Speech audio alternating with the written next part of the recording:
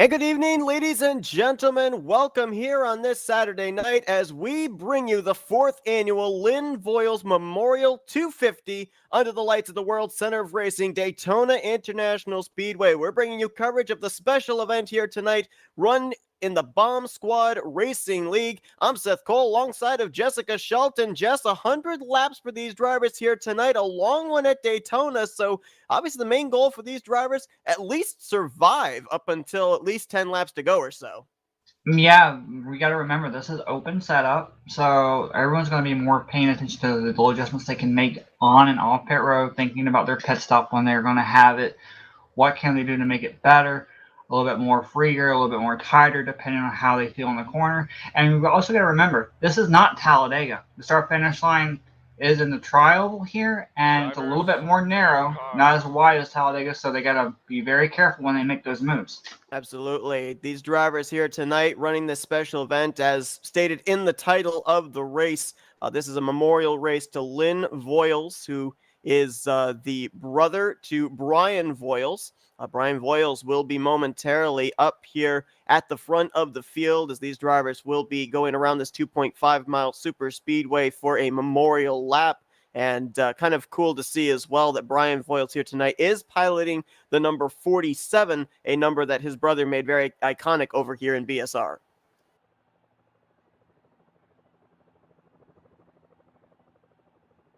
Oh, I'm sorry. My mic was not working. I apologize for that. But Oh, good. Seth, we're going to have a memorial parade lap, I believe, and it's going to be how many laps? Just one lap of parade lap? I believe it is just the one lap here for a parade lap, a 3-wide salute. They will have the 47 of Brian Voiles out in front pacing the field.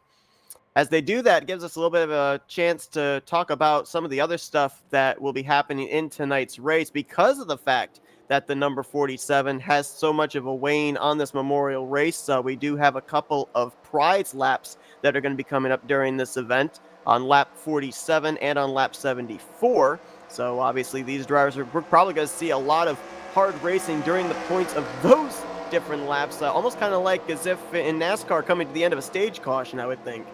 And if that ain't big enough of a prize for them to get to those two little moments there to find out what the grab bag is going to be for them, I guarantee everyone's going to be shooting for not just to get their name up there saying that they won this event, which is very special to this group of people, the BSR community, but also the top 3 apparently, from if I remember correctly, they get trophies awarded to them for finishing where they are.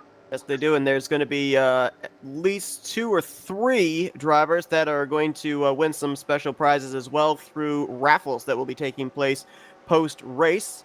I believe it's a $25 gift card to Rolling Grill Barbecue, courtesy of John Fergoin, one of our sponsors here tonight, for the driver that wins the battle of lap 47. Lap 74, we do not actually know what the prize is there. Apparently it's actually a surprise prize, but that is being donated courtesy of Pete's and Donuts. So nice to see a lot of different people coming out here and making this special event even more special and making it more of a thing for these drivers to kind of go out there and try and battle not only there at the checkered flag, but all the way through this race. Yeah, I mean, it's really nice. They're around the same time that we need to think about giving and everything else, and they've gone out of their way to do this. But you got to remember, it's all about family, and that's basically what this race is about, being for Lynn Voiles as well. It's about family coming together during these times, and Christmas. I mean, everything works just magically every single time we have these events up.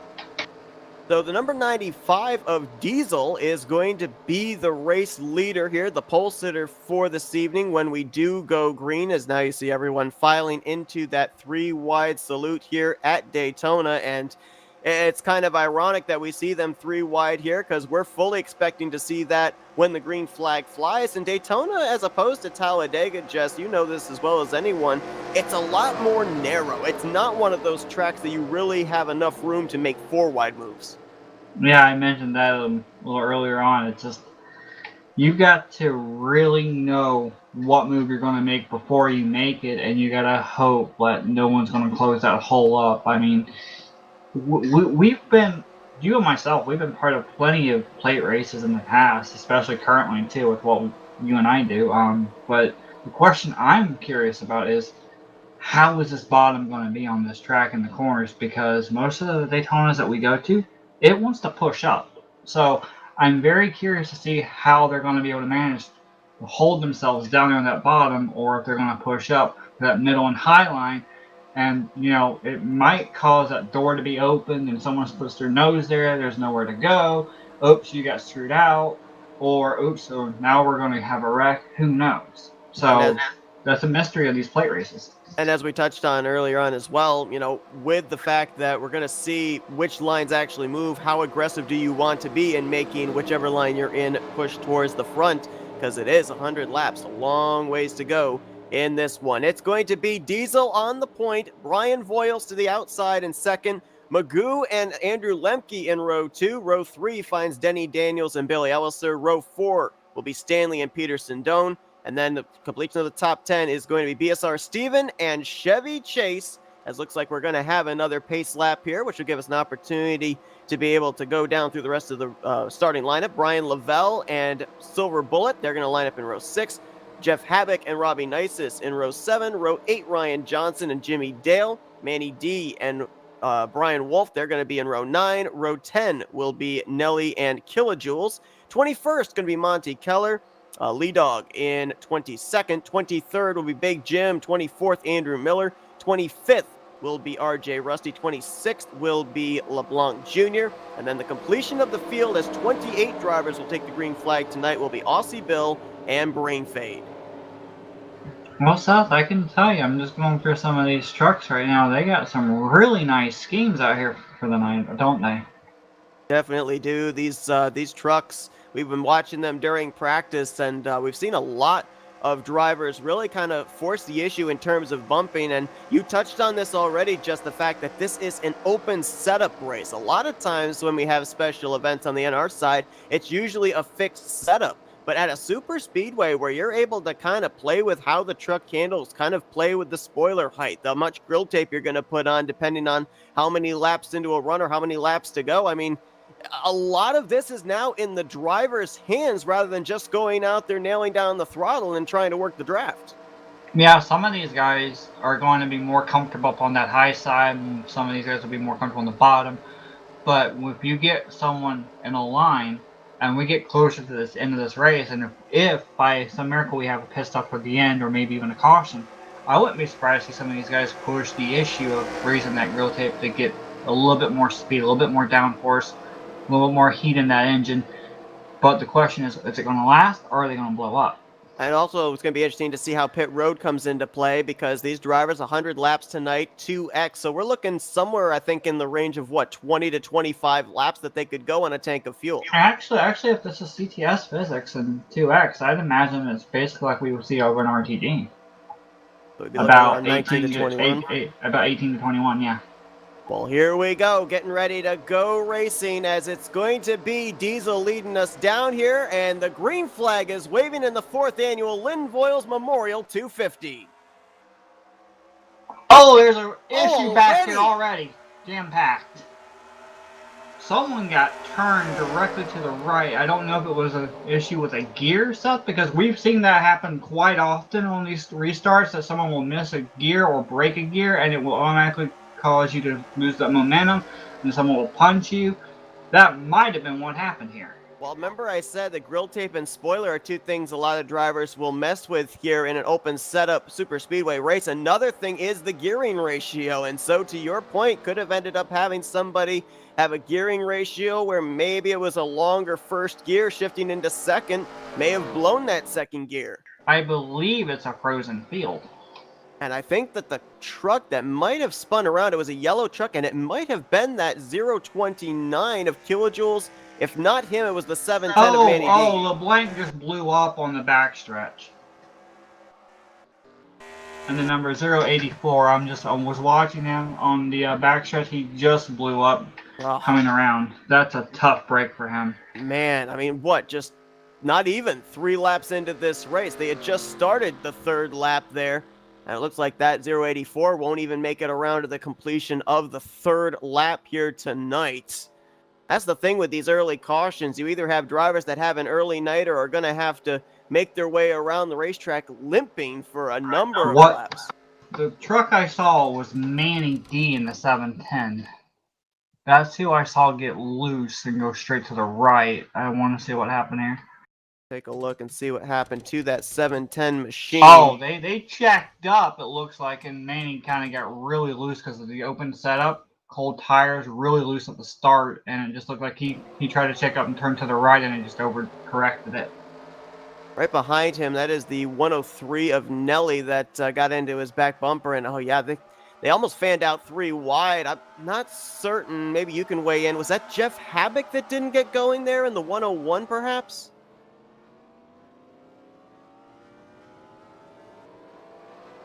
RJ Russell down the grass. I'm not sure if it was him or if it was ahead of him, because it's like everyone looked like they were going to go. There was a big gap in front of Manny, and all of a sudden Manny got this huge run, and everyone started checking up. I do not know where the checkup started. We're going to take a look here at the one of Jeff Habbick, see if maybe that's where it was. He's got the 59 behind him of Ryan Johnson.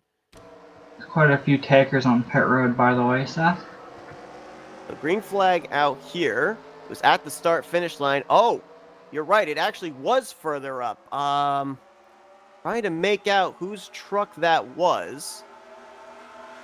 That was the 510 of BSR Steven that didn't get going. That's where the whole checkup began.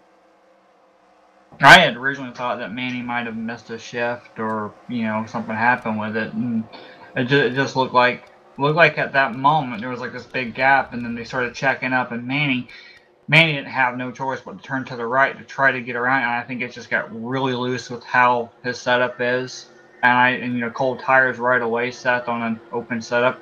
It doesn't matter if it's plate track or not, it does get a little bit loose and a little bit away from you if you turn it really hard to the right. Well, especially there in the tri-oval, because that's where the bump came from. At the tri-oval, you're not holding the truck straight. You're turning to the left to head onto that little stretch before you get to turn 1. So, if the bump's uneven from behind, there's no doubt that 710 is going to go around. And I think the reason he snapped to the right was he was trying to gather that truck back up. Well, pit stops happened during this. Brian Voiles and a few others came down. Andrew Lemke in the 12 is currently showing as the race leader as we're working the caution still, Seth. Yeah, it's interesting because you were bringing up the possibility of like the 18 to 20 laps that they can make it on a tank of fuel. I mean, if we're thinking about the possibility of this thing going green to the end, if you think 100 laps and about maybe a maximum of 20 laps they can make it on a tank of fuel, it's 4 pit stops. So this puts them at least further into that window of being able to make it on just 4 pit stops for the remainder of this race. I mean, over in other leagues that we have commented and ran, etc., it's usually a 3 pit stop rule, but over here they're going a little bit further. 40, about roughly 30, 35 extra laps. So it's going to be really close to 4. It might come down to a short pit too, from what I'm thinking. It might. Definitely could. Looking here at the 084 of LeBlanc Jr. still sitting on pit lane. I think he's hoping that maybe his pit crew can work a Christmas miracle to be able to get him back out there on the track. But usually once that engine explodes, that's basically your night over. So a tough break there for LeBlanc. And that's another thing that these drivers had to utilize here tonight. There was a very long practice session that Bomb Squad Racing put up for these drivers to be able to go out there and figure out just exactly what type of a setup they wanted. And for some of these guys that might have calculated incorrectly about how much grill tape to put on the front, we may have just seen that was why the 084 might have blown up early.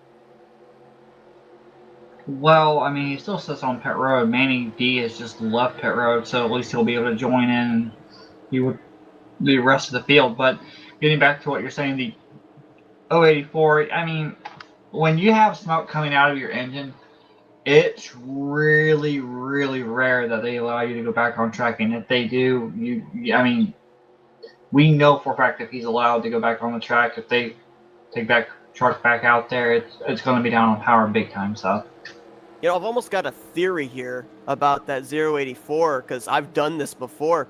In the NR Sim, when you have open setup, you're able to, in each session, practice, qualifying, happy hour, and race. You're able to put in the setup that you want.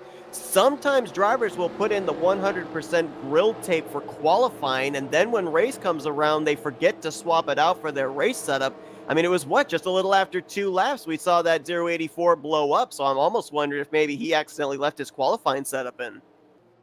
That would have been completely devastating. I have not had the pleasure of doing that, so good for me. But the point is, I mean, if that's the case here, yeah, that's just going to be really bad for the 084. He's going to be more of a spectator.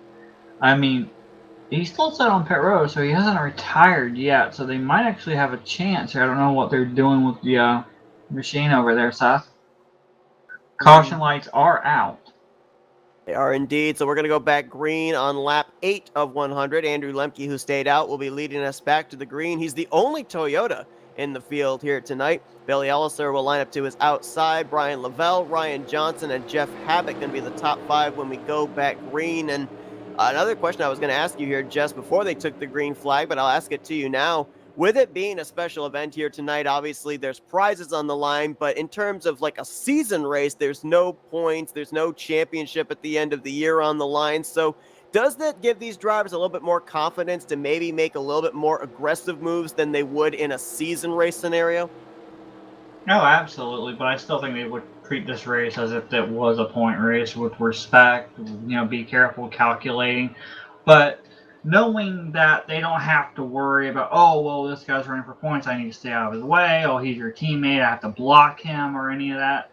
It's more of a relaxed scenario where you can go all out and actually have fun all the way to the end of this race, I would believe. That's just how I would look at it now.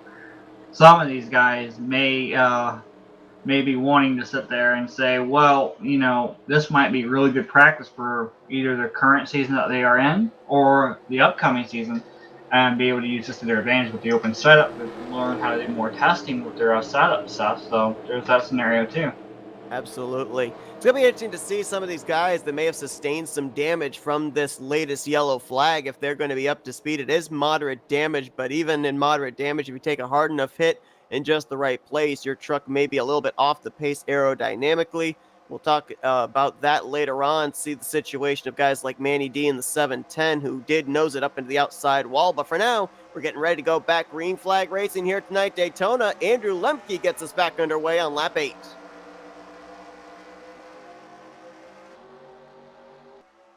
Bit much smoother restart that time all the way back, Seth.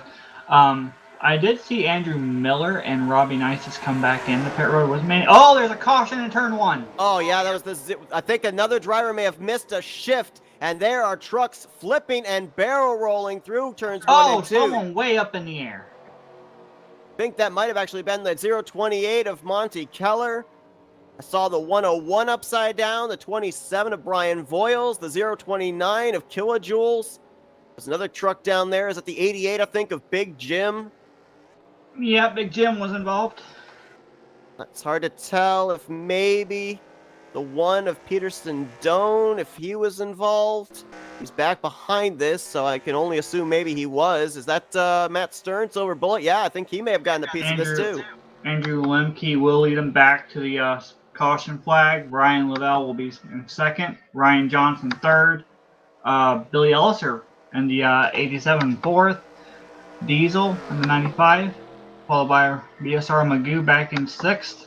And then a long way back to the seventh machine of the 510 of BSR Stevens. So a lot of checkup happened. So a lot of these drivers got involved. Now, they may not have gotten damaged, but certainly it could have been a lot worse. But it's still a bad deal for those drivers who did get a piece of this.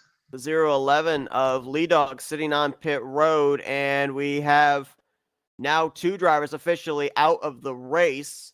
It looks like the 084 of LeBlanc Jr. actually is out of the race now. Engine valve going to be the reason for that. And now also taking his car back behind the wall is the 101 of Jeff Habit, who I believe was where this wreck started over in turn 1. And just from first glance, from what I saw, it looked like it was another case of a driver missing a shift on the restart. Well, I'm going back to look right now. So This could, oh, I mean, this was right in the middle of the field, too, like really close up near the front. So a lot of these drivers, most of them got involved. I mean, even Brian Voiles, unfortunately, he got a big piece of this. Well, you watch that 101, and he was like, he was swinging back and forth there going into turn one, like the truck was getting loose on him, but that was kind of an odd way of getting loose. You mean Jeff Havoc, right? Yeah. Alright, let me listen here. It's really difficult to tell just Are you why thinking he missed got a in a shift or broke it? I'm honestly not sure. I thought maybe it was a possible missing a shift, but now I'm not certain because that car was weaving back and forth.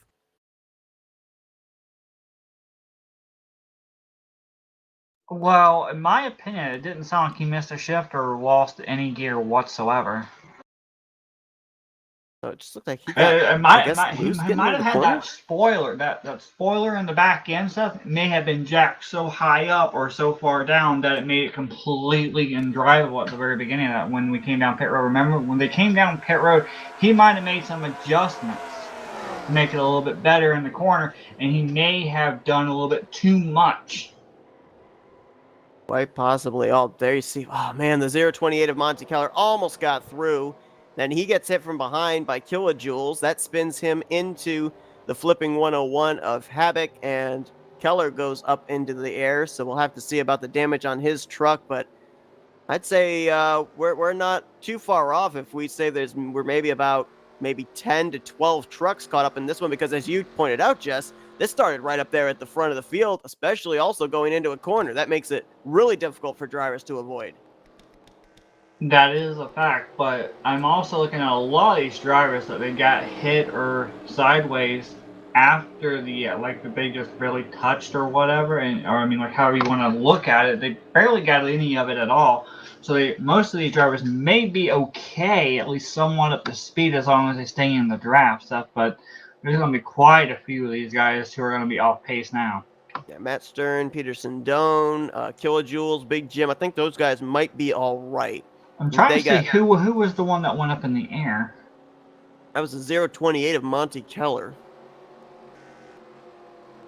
And I'm actually, when I was watching back the replay of his flip, yes, he kind of warps into the then barrel rolling Jeff Havoc, but he kind of came down on all four wheels. I'm not necessarily certain that 028, despite going up there into the air, I'm not necessarily certain that he'd be off the pace. I'm not gonna lie, I'm very impressed with the 028 until the moment, unfortunately, where he got clipped by the 029 of Julian back there. But they were 3 wide, and they actually had slowed down enough. It was just unfortunate timing that there was a truck that came straight down, and then Julian got tagged from behind, unfortunately.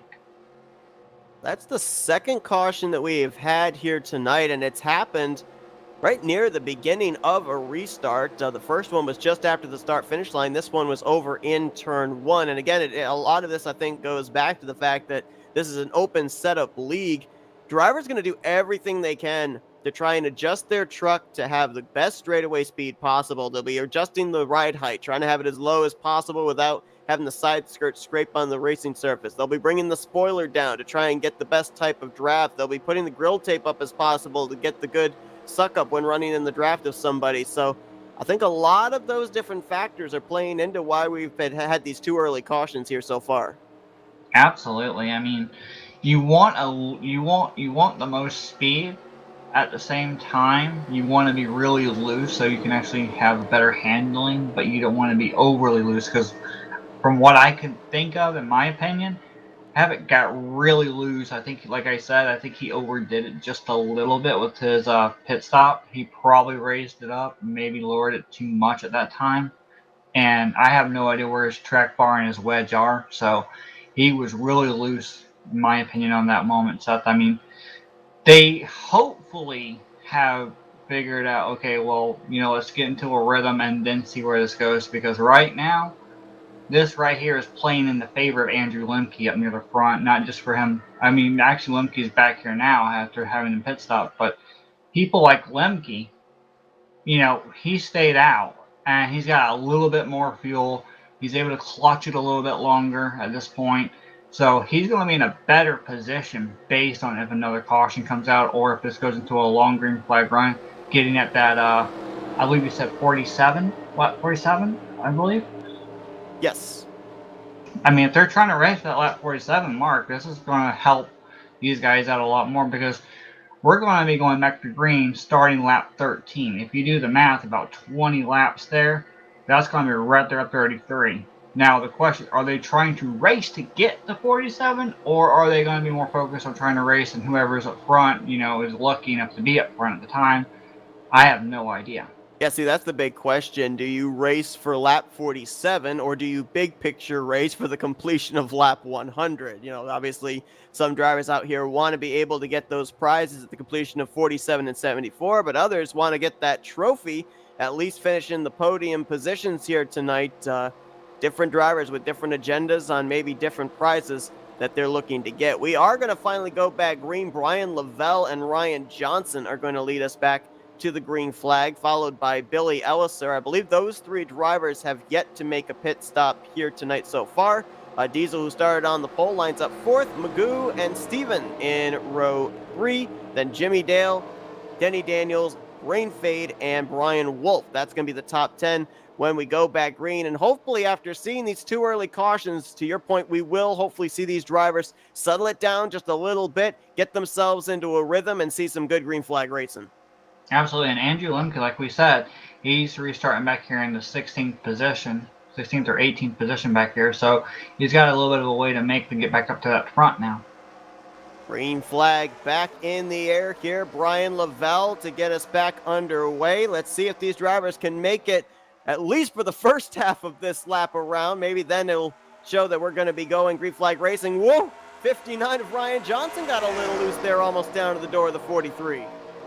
Trying to make something happen on that high side up there, not doing it. It's a little bit loose up there. You can see him weaving in and out just a little bit up there, Seth. On the top side, the 59, no drafting help. Now it looks like he is going to get a little bit of drafting help. I believe that is the 144, I think that's up there helping him, of Magoo. Looks like the first pass here is going to be Magoo. Magoo going to the bottom here, trying to see what he can do with Ryan Johnson. The top 5 seem to be getting in a single file line, Seth. No, just as I say that, Ryan Johnson's going to go to the bottom and try to make something happen on BSR Steven. Yeah, we had the top 9 single file for a brief moment, but now that 59 going to lead the inside line. And you talked about this earlier, Jess, about that middle line being the preferred area for these drivers. You could see all of our top 4 up there in that middle groove, actually the upper middle groove, a little bit higher than we're used to seeing drivers have the preferred line at Daytona. Absolutely, and that's where you feel comfortable at.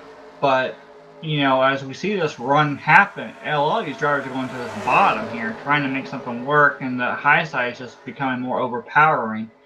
But, you want that middle. You want to control that middle, especially at these play tracks, because that's where all the grip is. That's where you are more comfortable. That's where you get more speed, more assurance at.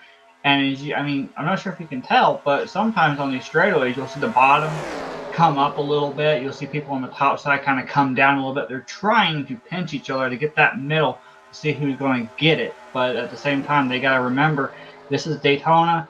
It's really narrow. They got to give room to each other, which it seems like they've been doing pretty well here as we keep getting more people coming down on this bottom line, Seth.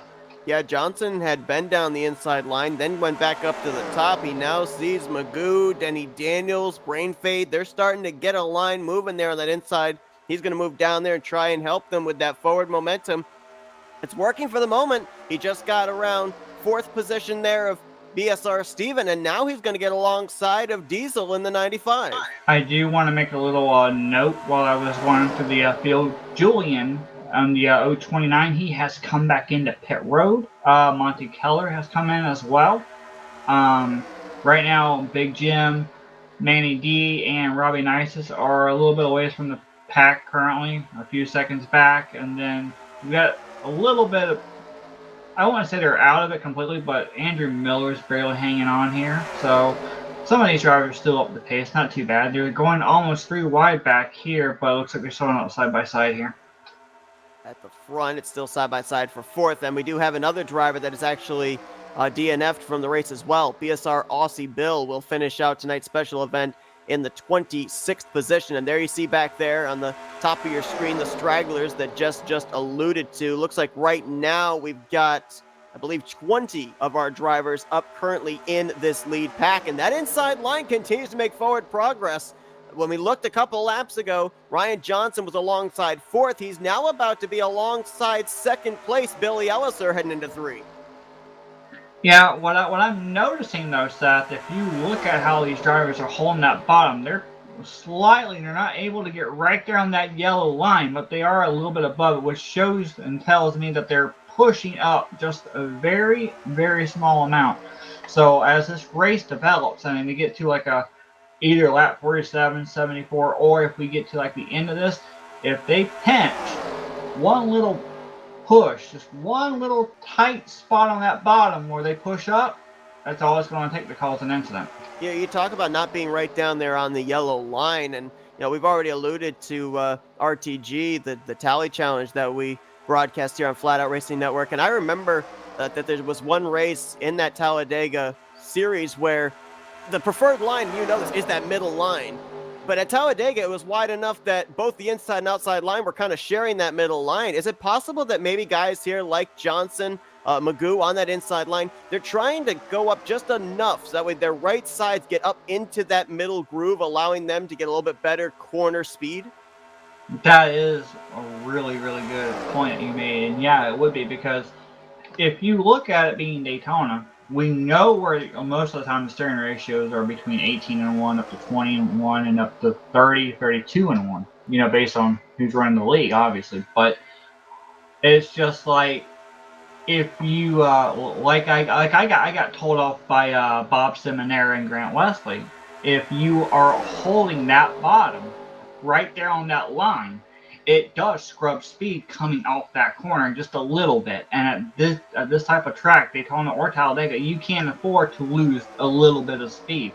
So going up a little bit will help the entry going in and the exit on.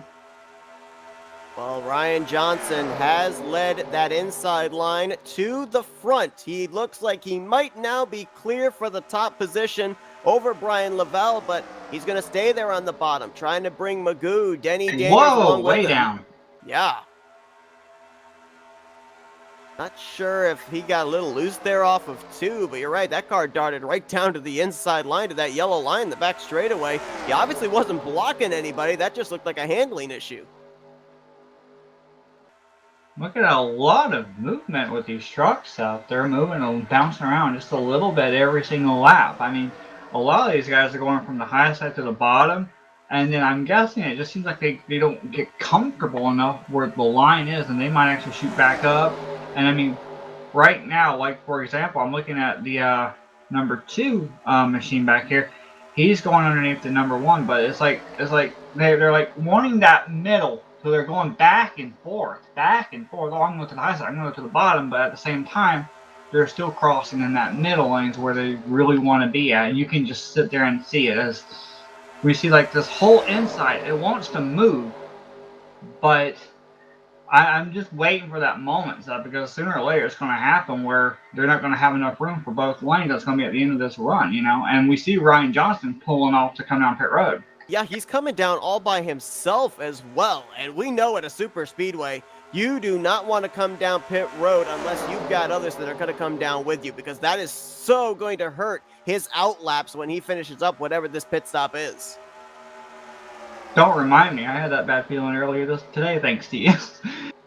And the interesting thing is with him coming down pit road, because, as mentioned, the only 3 drivers that have not pitted at all in this race so far were Brian Lavelle, Magoo, Billy Elliser rather, and there was another driver as well. I'm trying to remember who it was. Actually, it was Ryan Johnson. Never mind. So that's why we did see the 59 on pit road, because he hasn't pitted yet today. I'm trying to think here. If he didn't pit all these times, and he just pit for the first time on lap 22, like I said, roughly between 18 and 20, he had plenty of time to clutch. And remember, we had that one extra pace lap, so we went to lap 3 technically. So I mean, with that being said, he can go about 20 laps on a tank of fuel. He's going to come right up here and merge in with the group up here. Obviously, he's going to probably stay out of the way, but he will be actually up to speed with this group at least somewhat, so he'll be able to stay with the pack in case of a lucky dog issue or a wave around might come out depending on where the caution may fall. So he's not going to lose too much. He's going to be in a better situation than if he was by himself way on the other side of the track. Well, the thing I'm wondering is, if that's as far as he could go on fuel, what about other drivers that haven't pitted yet, like that 43 and 87 of Lavelle and Elliser? They're trapped on the outside line right now. They can't get down to the bottom if they needed to get down to pit road. Well, I'm not sure if Lavelle actually pit on the first caution we had. Remember, we had that caution right off the bat, so he might have pit at that point, so he might have a couple extra laps. I'm not entirely sure, but according to my statistics thing right now, my leaderboard, it's saying neither one of them have been to pit road yet. Oh, then they are really pushing the envelope. They're going to have to come down the next couple laps, in my opinion, Seth. And they're trapped on that top side, which is even worse. I mean, there's just really no area currently for them to migrate down to that bottom line. And I guarantee you, these other guys around them, they're not planning on coming to pit road just yet. And I can guarantee you with Lovell, Ryan's sitting there running right here in second now. And remember, he was leading the pack for a while, so that's going to kill his fuel as well. Yeah. And he's definitely not clutching where he's at. There he goes. He's coming to the bottom now. Yep, he's finally going to find his way down to the inside line. Let's see if the 87 going to be able to do the same. Looks like he's going to try and tuck down in front of Magoo. So I would say probably we're going to see those two drivers on pit road this lap. Now, I'm wondering, based on him pitting this upcoming lap, look at how far they can go. And look, oh, wow, they're going to stay out another lap. They are. Yeah, I was kind of wondering why the 43 was going up so high, but no, apparently they are not going to pit yet. I'm trying to think if they're trying to make a pit stop and then stay out until lap 47 to actually make that to see who's going to lead that lap, because it seems like that's an important number for most of these drivers to get to, just to get that little prize. I mean, I don't even know if they're actually thinking about that right now, because in my opinion, oh, well, if you see this right here, the 87, the 43, they're way down there making two lanes here, they're coming. They're coming up pit road now. Magoo's moving up there to that outside line. Brain Fade's moving up to that middle line. Yep, here come the 43 and the 87 about to make their first pit stops of the evening. Follow them getting onto pit road. Daytona's not a very difficult track to get down to pit lane, but sometimes it's hard to orchestrate it when there's a number of drivers coming down with you. But with only two trucks, they managed that pretty nicely. As we go back up to the front, and Denny Daniels continues to show the way after he got pushed out in the front. Not really had a challenge, and as soon as I say that, here comes Diesel to the inside.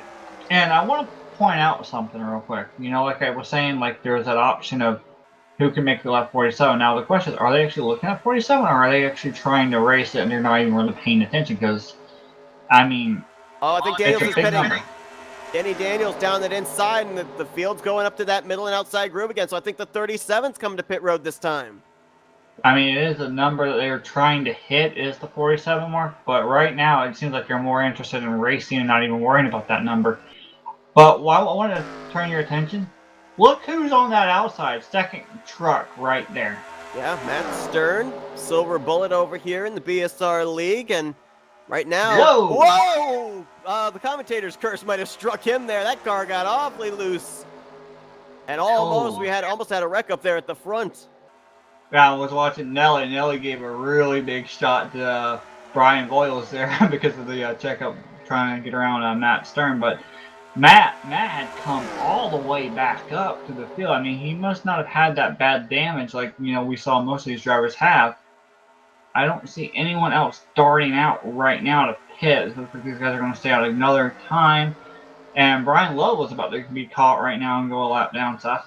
Yes, he is. I believe that the other driver that came down pit road with him, Billy Elliser, has already fallen a lap down to the leaders. And also two more drivers have taken their trucks back behind the wall. Monty Keller, who we saw go up into the air back in the second caution over in turns 1 and 2. He's going to finish 24th. And Kilojoules has also parked his Wrangler Chevrolet Silverado. He'll finish in 25th. We've been a part of a few leagues before, Seth, that do open setups, and you and I know both firsthand. And here comes a whole horde of people on pit road. I'll get back to that later, but a whole horde of them come on pit road, Seth. 6 drivers going to come down here, and you can see how they all took different ways of entering pit road. I think that was a Magoo that was right down there to the inside wall for his entry into pit road. These drivers did a nice job of making it in, because I was kind of nervous about this. Watched these guys in practice practicing pitting in a group, and a little bit of miscommunication took place there. So those 6 did a nice job.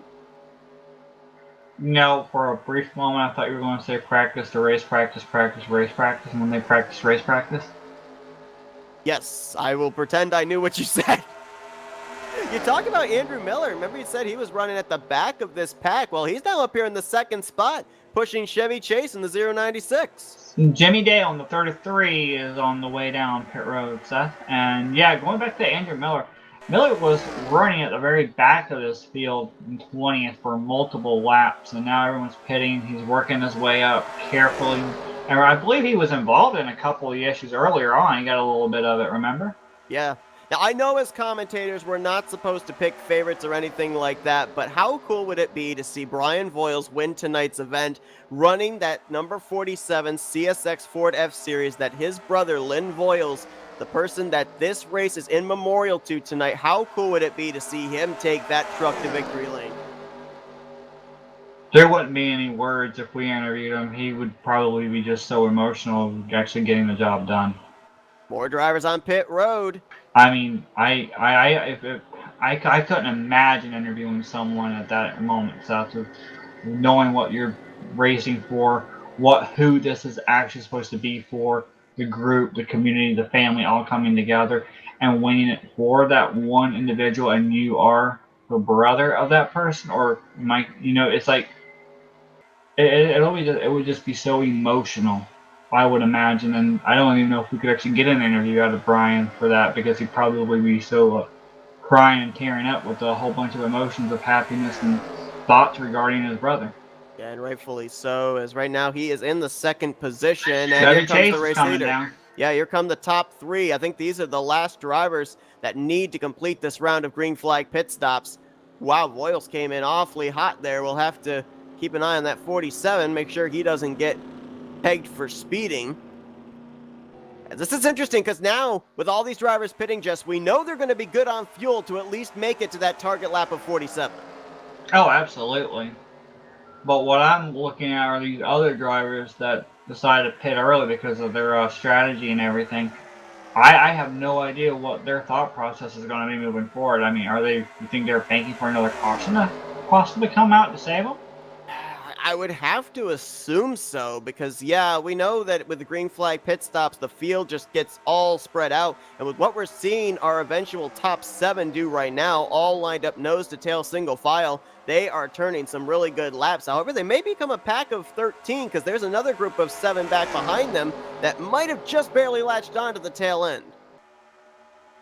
I mean, we've had it really, really good racing right now. They're shuffling around back and forth. Yeah, they're single file at the moment, but I highly doubt that's going to stay there for a while. They're going to start swapping that around very soon, in my opinion. And when they do, we're going to start seeing all of that racing again. As I say that, they're going to the inside of Brian Voiles and Chevy Chase, and they're going to come right back into the pack, and they're going to pack it back up. And whoa, did you see Ryan Johnson go way down there? I mean, luckily he was able to get back on without any issues after touching the apron and coming back up, which is very difficult for that transition, especially on an open setup side. That car, or truck in this case, shot to the left so quick, I thought he actually was coming back down pit road. That's what it looked like, but... Matt Stern, I think, got a penalty. Let's see about that 4 machine. Yeah, you might be right. Either that, or do you think maybe spent a little more extra time on pit road getting that truck serviced? Because remember, he was up into the wall at one point, riding the wall through 1 and 2. Yeah, but I think, I think it was more of a penalty of coming on pit road, probably speeding just a little bit fast. I mean, you got certain tracks that you can average the, speed out, but certain tracks, they're very picky and very touchy, and I think this is one of those touchy, picky tracks, and it probably got Matt Stern most likely, and hopefully Matt Stern will get a caution. Hopefully he won't be the caution, and he'll be able to catch back up before long and see what he can do. But Seth, long green flag run now. I mean, it seems like they got like the cobweb shaken off early, out of the way, and now it's completely flag racing from here on out. It looks like. Yeah, we see this a lot in league races. Doesn't matter what sim it's on. You just gotta get those pre-race jitters out there, and a couple of cautions are exactly what's needed to kind of just settle down the nerves and settle into a long green flag run, which we've now started to see. These drivers now are 65 laps away from completing this race. However, they're 12 laps away from completing lap 47. On the line for whichever driver crosses the line first at the completion of that 47th lap, a $25 gift card courtesy of John Burgoyne and Rolling Grill Barbecue. I also want to point out Caution's that out. Yellow flag is out. I was just going to point out that Brian Little and Billy Ellis are back up here in the top 10. And there's smoke over in turn 1 and 2.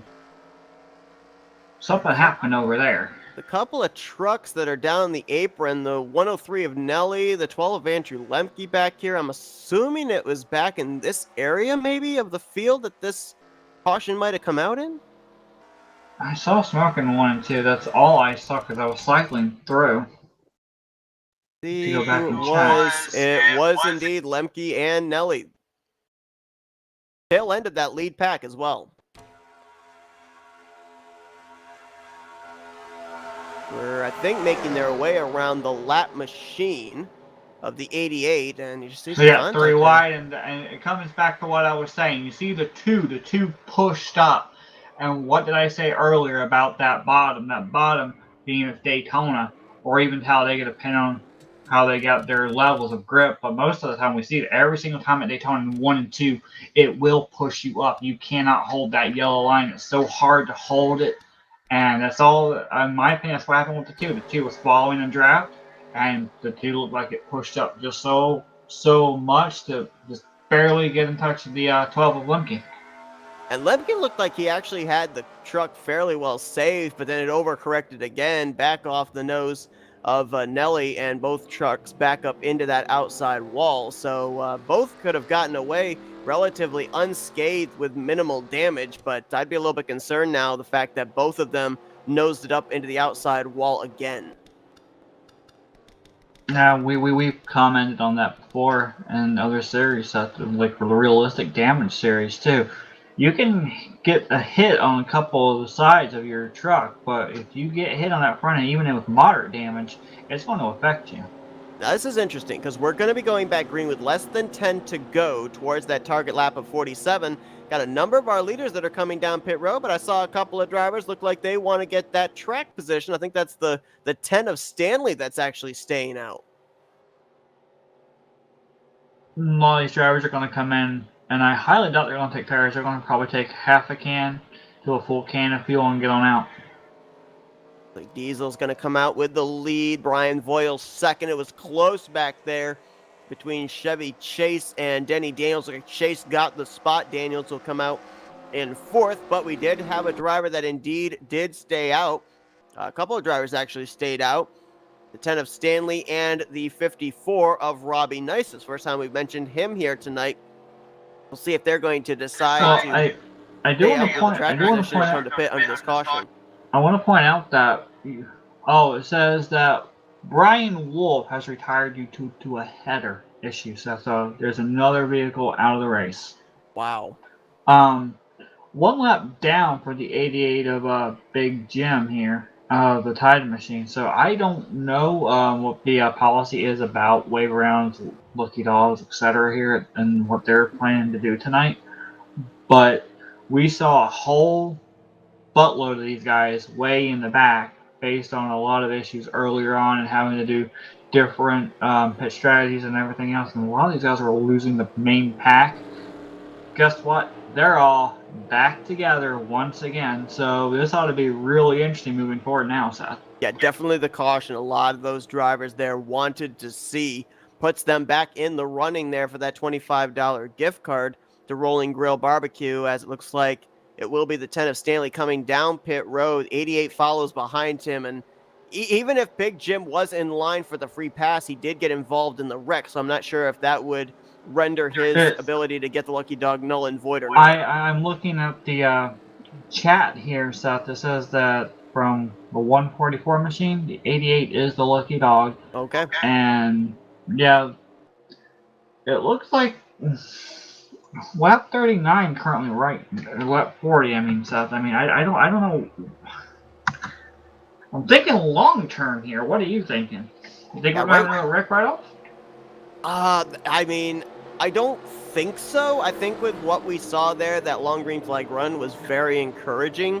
So I think we're going to see another long green flag run here, or at least we're going to see them run to lap 47. We may end up seeing that next caution come out on lap 47 because obviously all these drivers want to get up there and get one of the lap-led prizes here this evening. But I think at least until we get to lap 47, we may see them keep it clean and green. Robbie Nice is showing the way right now. We're still yet to get the 1 to green signal. We'll see if Robbie's going to come to pit road this time around to turn the race lead over to Diesel, or if he's going to stay out there for that track position.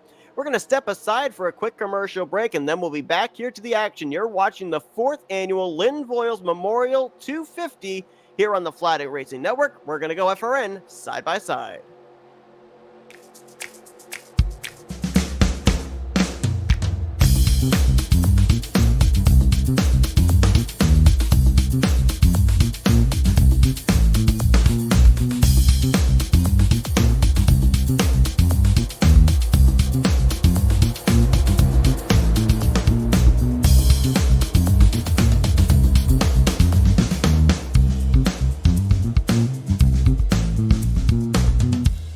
Since the VFW was founded, their mission was really to look out for the veterans community, to make sure that our nation upholds its promise to really care for the service member, the veteran, and his or her family. There are several ways that the VFW fights for veterans today. The top services include disability claims assistance, advocacy on Capitol Hill and with the Department of Veterans Affairs. We also offer scholarship opportunities, and then also volunteerism.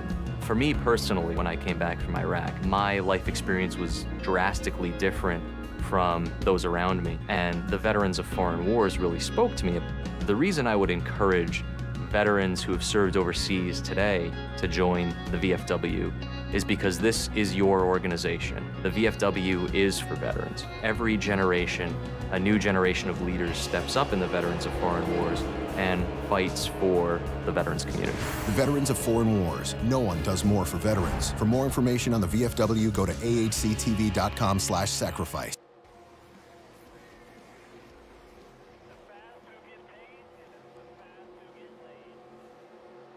Most everyone involved in sim racing always wants that edge or even make the experience a little bit better, or in this case, a little bit more in-depth. Enter iRacing iFlag.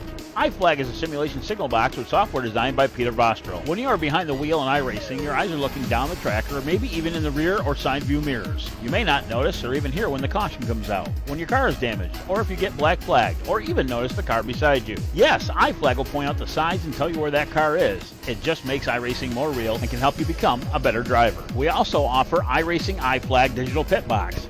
This small box is a great addition to any sim rig. With only 3.5 inches wide, it gives you all the information you need, including how many laps completed, how much fuel you will need to finish, what lap you need to pit on, laps till your fuel is empty, as well as weather and track conditions. It also switches when you come down pit road for more information, including what lap you're pitting under, tire wear, laps on tires, fuel average, and much, much more. To see more info, check us out today at iracingiflag.com.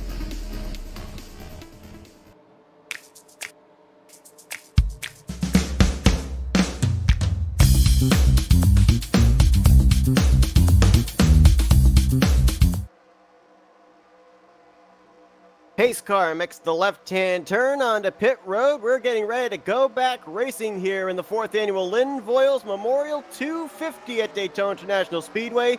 40 laps complete, on to lap 41, and a 7-lap shootout here to decide who's going to get that $25 gift card to Rolling Grill Barbecue. How about that? The 47 of Brian Voiles around the outside got a great jump. He's going to clear Diesel for the top position and lead them down the back straightaway out of turn number 2. They're going to be 3 wide behind him.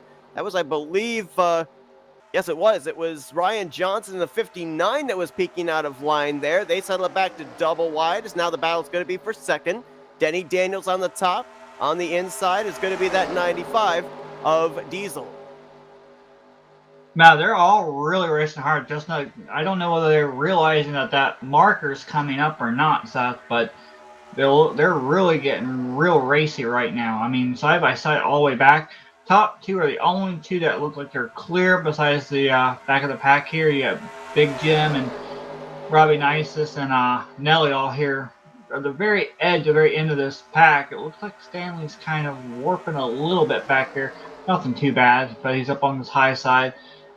I don't know. The mid-pack on back stuff, it looks like this inside line's kind of broken up. The high side looks like where everything is getting organized at, but I'm not sure how long it's going to be before that bottom starts to overpower itself again. Now that bottom line is going to be led by, I believe that is the one of Peter Sindone. And the interesting thing about this right now, Jess, is those top two you mentioned there with Voiles and Daniels. You got to wonder, the 37 pushed the 47 out there to the front, but as we get closer to that lap 47, does the 37 make a move, or is he content to push that CSX forward?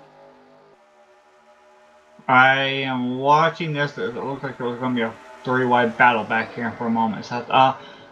I would think that Denny would be comfortable pushing Brian as currently, even past the 47 mark. I mean, it would probably be good for Denny to sit there and say, hey, you know, I led the 47, awesome. But at the same time, I honestly think, you know, right now they're just more focused on, okay, let's race, let's not wreck it up, like we've seen earlier on in the race. Starting to get a little loose back there. Some of these drivers in the middle of the pack. I'm trying to figure out who that was. Got a lead change up here, sir. Lead Dog will go to the point. This is a driver that I saw sitting on pit road back during the second caution. Thought that maybe he was going to get trapped a lap down, and just like that, he's up to the front leading this thing. At Daytona, it's one of those races where if you got the right setup, whether it's fixed or open, everyone's happy. Someone you don't even expect to be up front can be up front, and even if you sit there and, you know, be hardly under the radar whatsoever, at the very end, look at who's up at the front. Lead Dog is. So I mean, I love these tracks that you can like see that there's different people always coming and going, coming and going, coming and going. It shuffles it up so much, and it's just so great that everyone has a fair shot. Looks like that high side, looks like they keep checking up in the mid to the back there, Seth. Yeah, just a little bit. I mean, you can see there's an opening back there as well on the inside line, about 6-7 trucks back. Then there's a gap from Johnson back to, I can't tell who that is. It might possibly be the two of BSR Rusty. But they still are side by side up here at the front, and we're closing in on 2 laps to go here until that 47th lap there, Jess. Well, we're about to start lap 46. Right? Is it the completion of 47 to 48? I believe it's 47 on to 48, yeah. Well, it's almost dead even there at the line between Lead Dog and Brian Voiles. They're going to have to hold on to their lug nuts because it's about to get real racy here. Now the question is, do these drivers possibly wreck themselves trying to win this 47th lap, or do they just basically figure, all right, you've got me, I'm just going to settle in line here, congrats on your $25 gift card, but I'm big picture focusing here towards lap 100. Well, you gotta remember, they don't know what that 74 one is. They know what we know what this one is, but we don't know what that 74 one is. So they may be thinking, okay, well, you can have it. That's fine. We're clean and green right now. Let's not worry about it. Let's keep going. See if that changes at 74. Yeah, it's a complete surprise. Not even the admins here tonight when we were talking with them know what that prize is, as we're going to be coming around here to complete 47. And again, it was almost a dead heat between Lead Dog and Brian Voiles. Lead Dog had him by about 16 1/1000ths. He is pushed out clear here down the back straightaway. Let's see if that outside line comes back. This is just great stuff to see that 47 get involved in an incident and come right back up and leading this whole pack.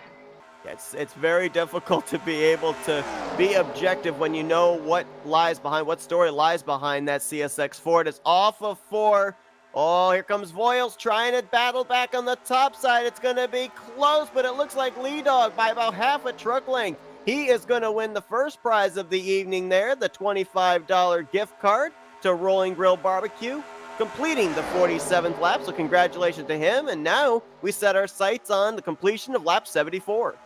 Now I'm wondering, now that they've got this little obstacle of making it to 47 out of the way, I'm wondering if they're going to relax a little bit more. As we see Lead Dog's losing the lead to the high side. I mean, this high side looks like now it wants to start kicking in. Yeah, all of a sudden, you're right. That outside line is starting to get its momentum. They're going to at least maybe clear Voiles off of turn 4 here if they get enough straightaway speed, and indeed that will be the case. It's interesting, too, because, I'm almost wondering if Lead Dog, after leading the completion of that 47th lap, if maybe he's not quite pushing it quite as hard on that inside line.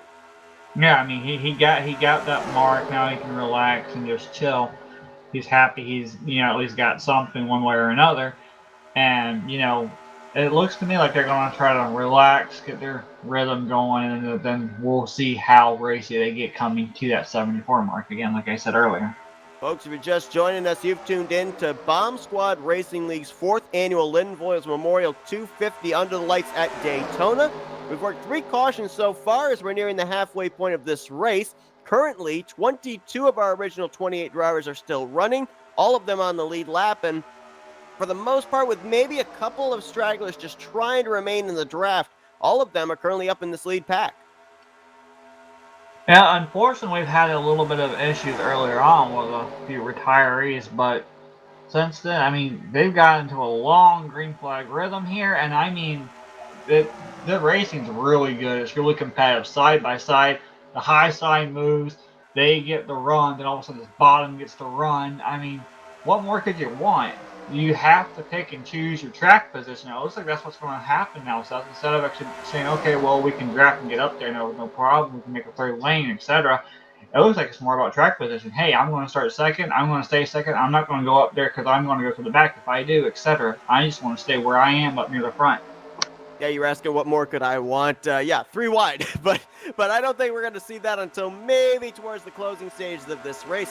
So now the question is for these drivers, I'm trying to remember when they went back green, and I think quite possibly we might be looking at another set of green flag pit stops before we reach that target lap of 74. Oh, 3 wide back here. Stanley is in the middle. Oh, wow, that was almost contact there as well between himself and I think that was the 710 of Manny D. Close. That was almost a 4-wide situation. I'm not certain that 10 might be warping a little, and that might have been why we had that bit of a Yeah, I saw it earlier, and I called it out, that the 10 is got a little bit of a twitch. Not too bad, but it is a little bit of a twitch there. That's going to allow Robbie Nices in the 54 to get a big run, and look at him in the 54 monster truck. He's just going to go to the bottom. He's going to pass the 103 machine. He's going to try to get alongside the 10. Now Robbie Nices is starting to make his move forward, Seth. Yeah, I remember that 103 of Nelly got involved in our 3rd caution of the evening, so may not be quite up to speed in terms of straightaway speed. Probably one of those situations where it has to be running in the draft to still be up in the lead pack. And Brian Voiles left Denny Daniels to go to the bottom and block the lead dog machine down there, Seth. Ooh, and Lead Dog almost pushed up there in the tri-oval into the 37 of Denny Daniels as Voiles continuing to show the way here.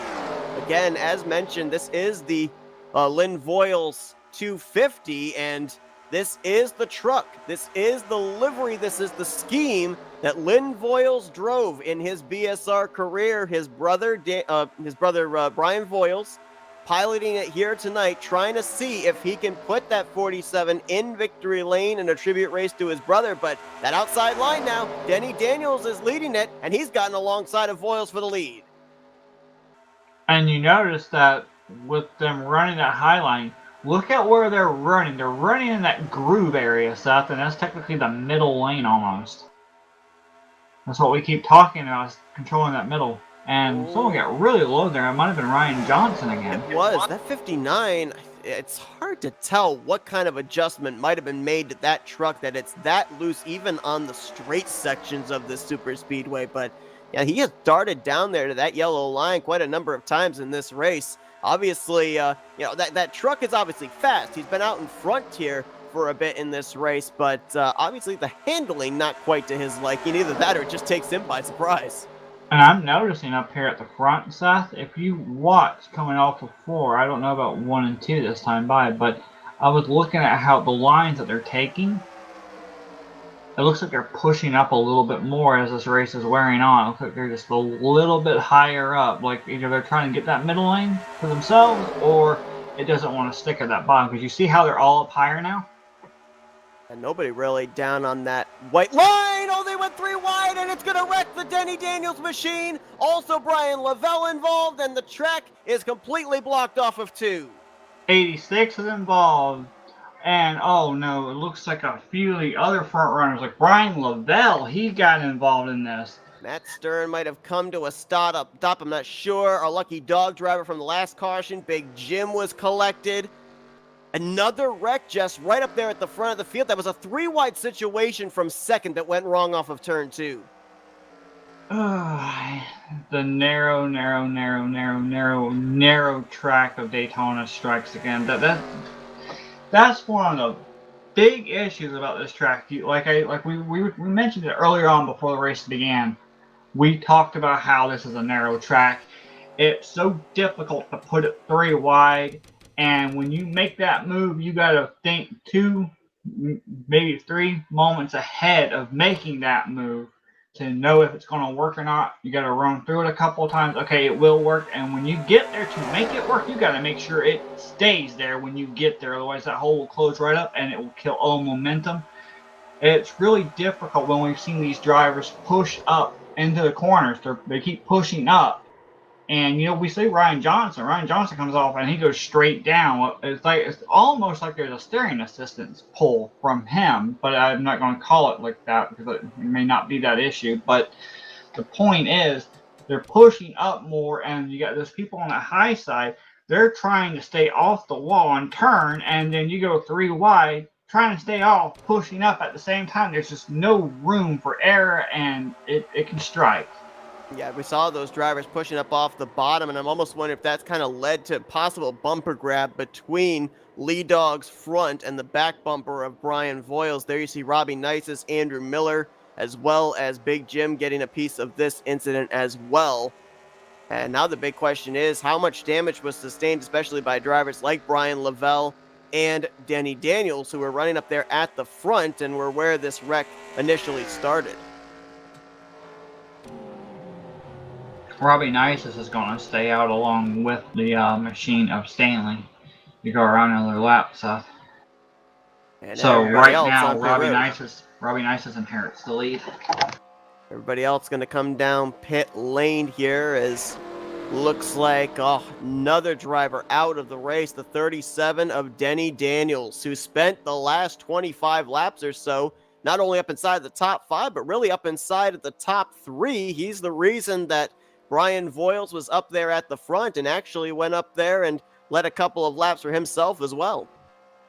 Yeah, we saw him hanging out with Brian for a really long period of time up near the front, and then when Brian Voiles went back to the bottom to be with Lee Dog to block Lee Dog's advance, we saw the machine of Denny by himself up there. It looked like he was going to get a run over that lead for a little bit. I mean, he was doing a really good job in the 37.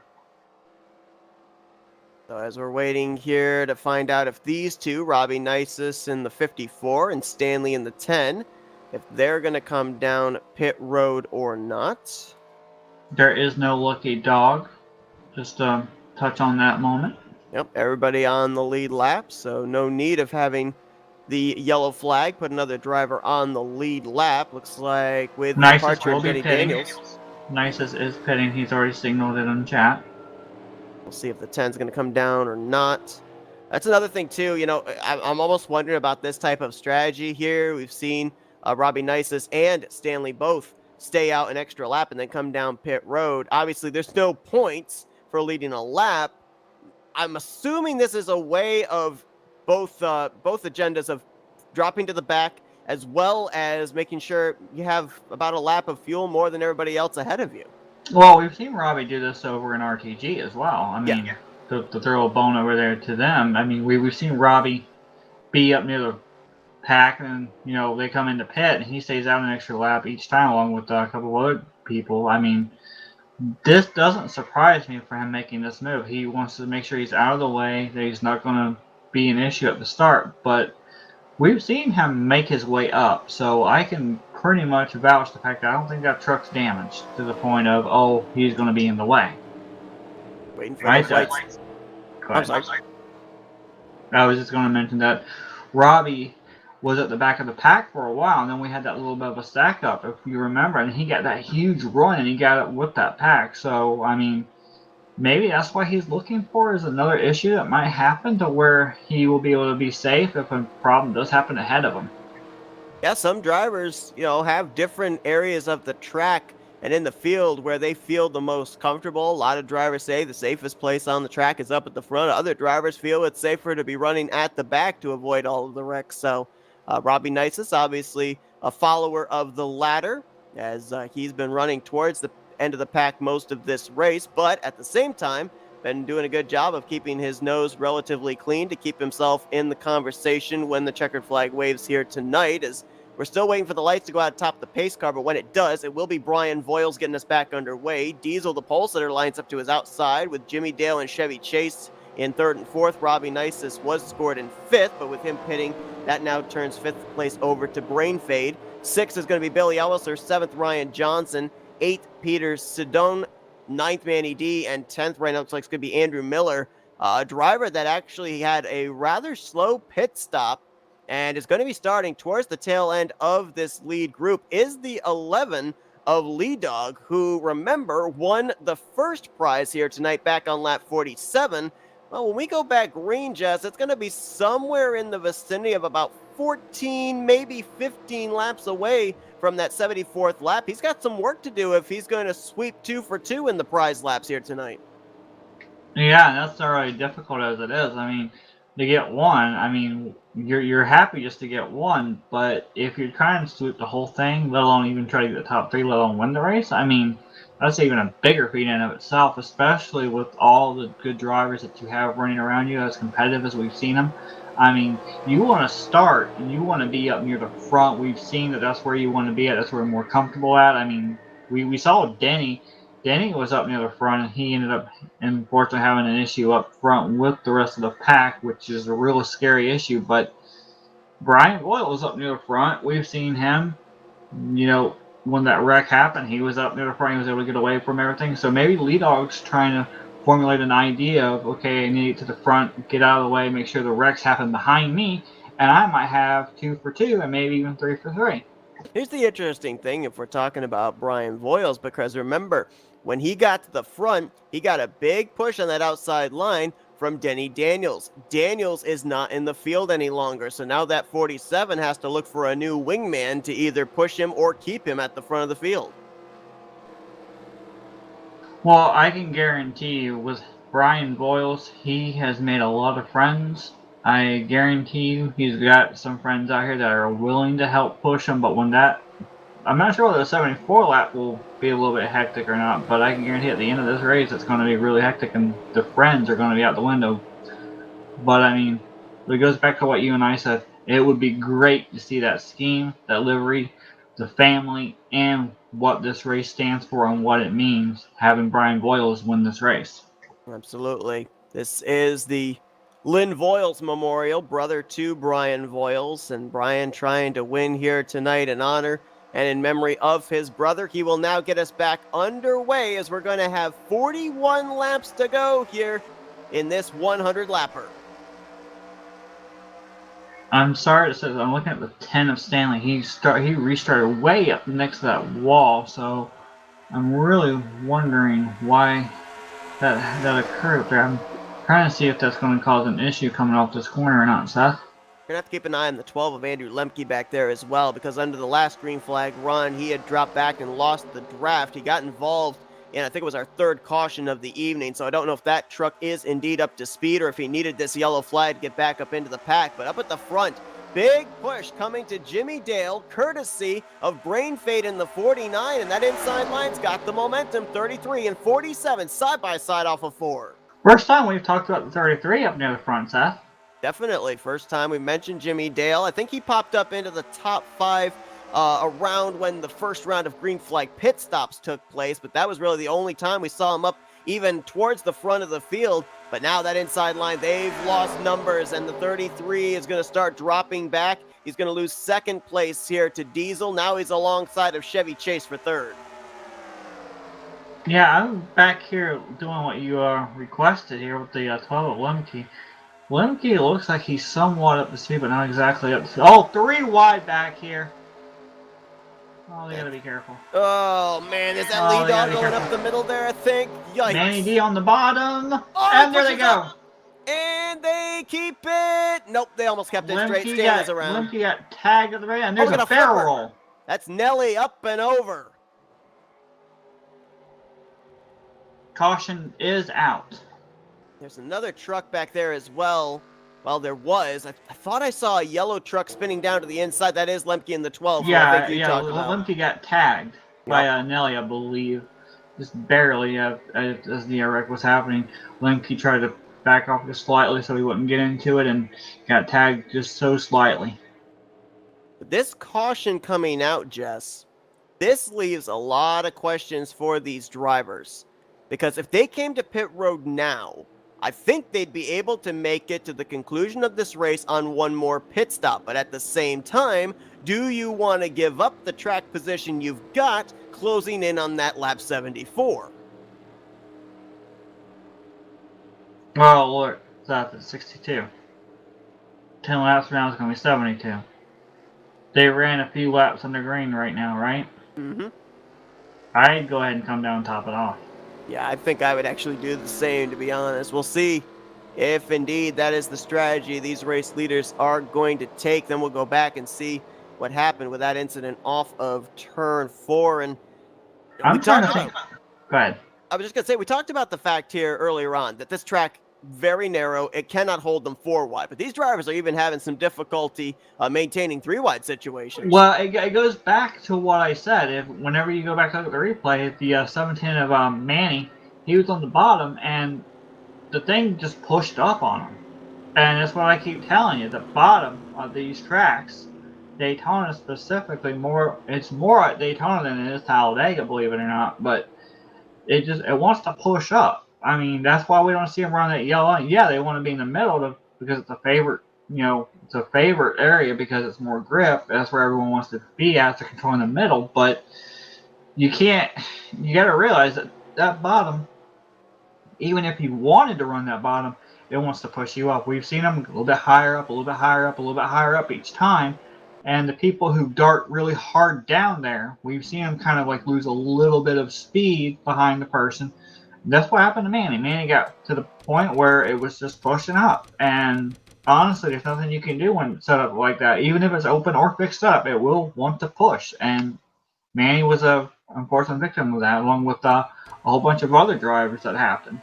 One thing we haven't talked about here tonight that is also prevalent at the super speedways, when you get the pole, you get that coveted #1 pit stall, and that is why we saw there during that pit stop with most of the leaders that Diesel was able to beat Brian Voiles off of pit lane. As there is the wreck there with Stanley, and oh wow, I thought maybe the 103 got hit, but actually it looks like he was at just the wrong angle, and there must have been a grip line down there that flipped that 103 up and over.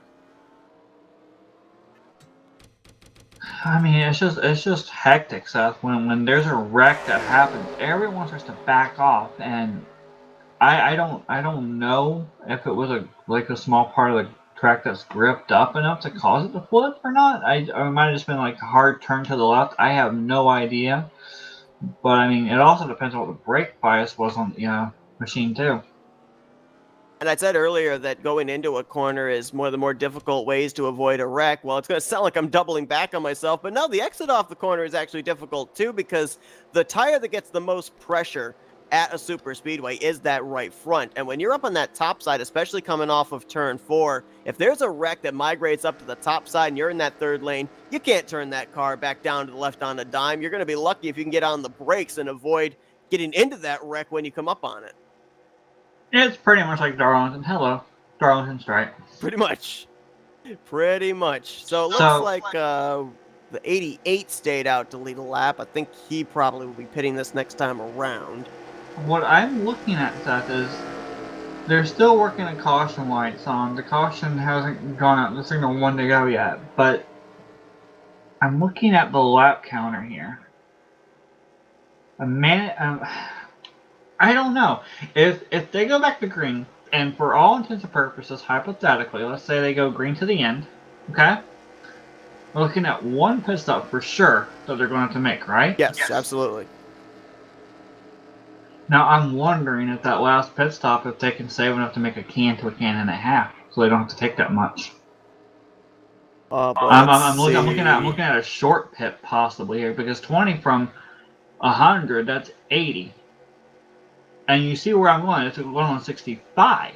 Yeah, if they went as far as we right now have them projected on a tank of fuel, which could be anywhere from 21 to 25 laps, because we saw, Billy Ellisler and Brian Lavelle go 25 laps before they made their first pit stop of the day. But they had cautions too, though. Right, exactly. So that's why I'm kind of putting a little bit of an asterisk around that far, 25 laps. So let's kind of take it right in the middle of maybe 21, 22 laps.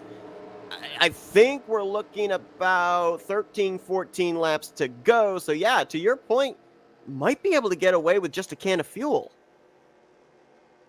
It just depends on where everything falls out. It's probably going to be like really close between a can and a half if we go green all the way, that is. Thing of it is too, if you have enough drivers come down with you, you can maybe get a gas and go pit stop done here and get back out on the lead lap. So would there be any that might possibly come down pit road when the fuel window opens to make it the rest of the way, stay on the lead lap if they get a caution, then they don't have to come to pit road. They would cycle back up to the front and gain track position on that strategy. That is a possibility, but they're going to have quite a bit of friends compared to who stays out. Exactly. Yeah, that's the thing. You can't come down alone if you're going to pull that strategy. And you got to look, 65. We got about 10 to go before that quote-unquote mystery prize up there, Seth. Yes, indeed. This just a mystery prize. Bill comes down and gets reinverted.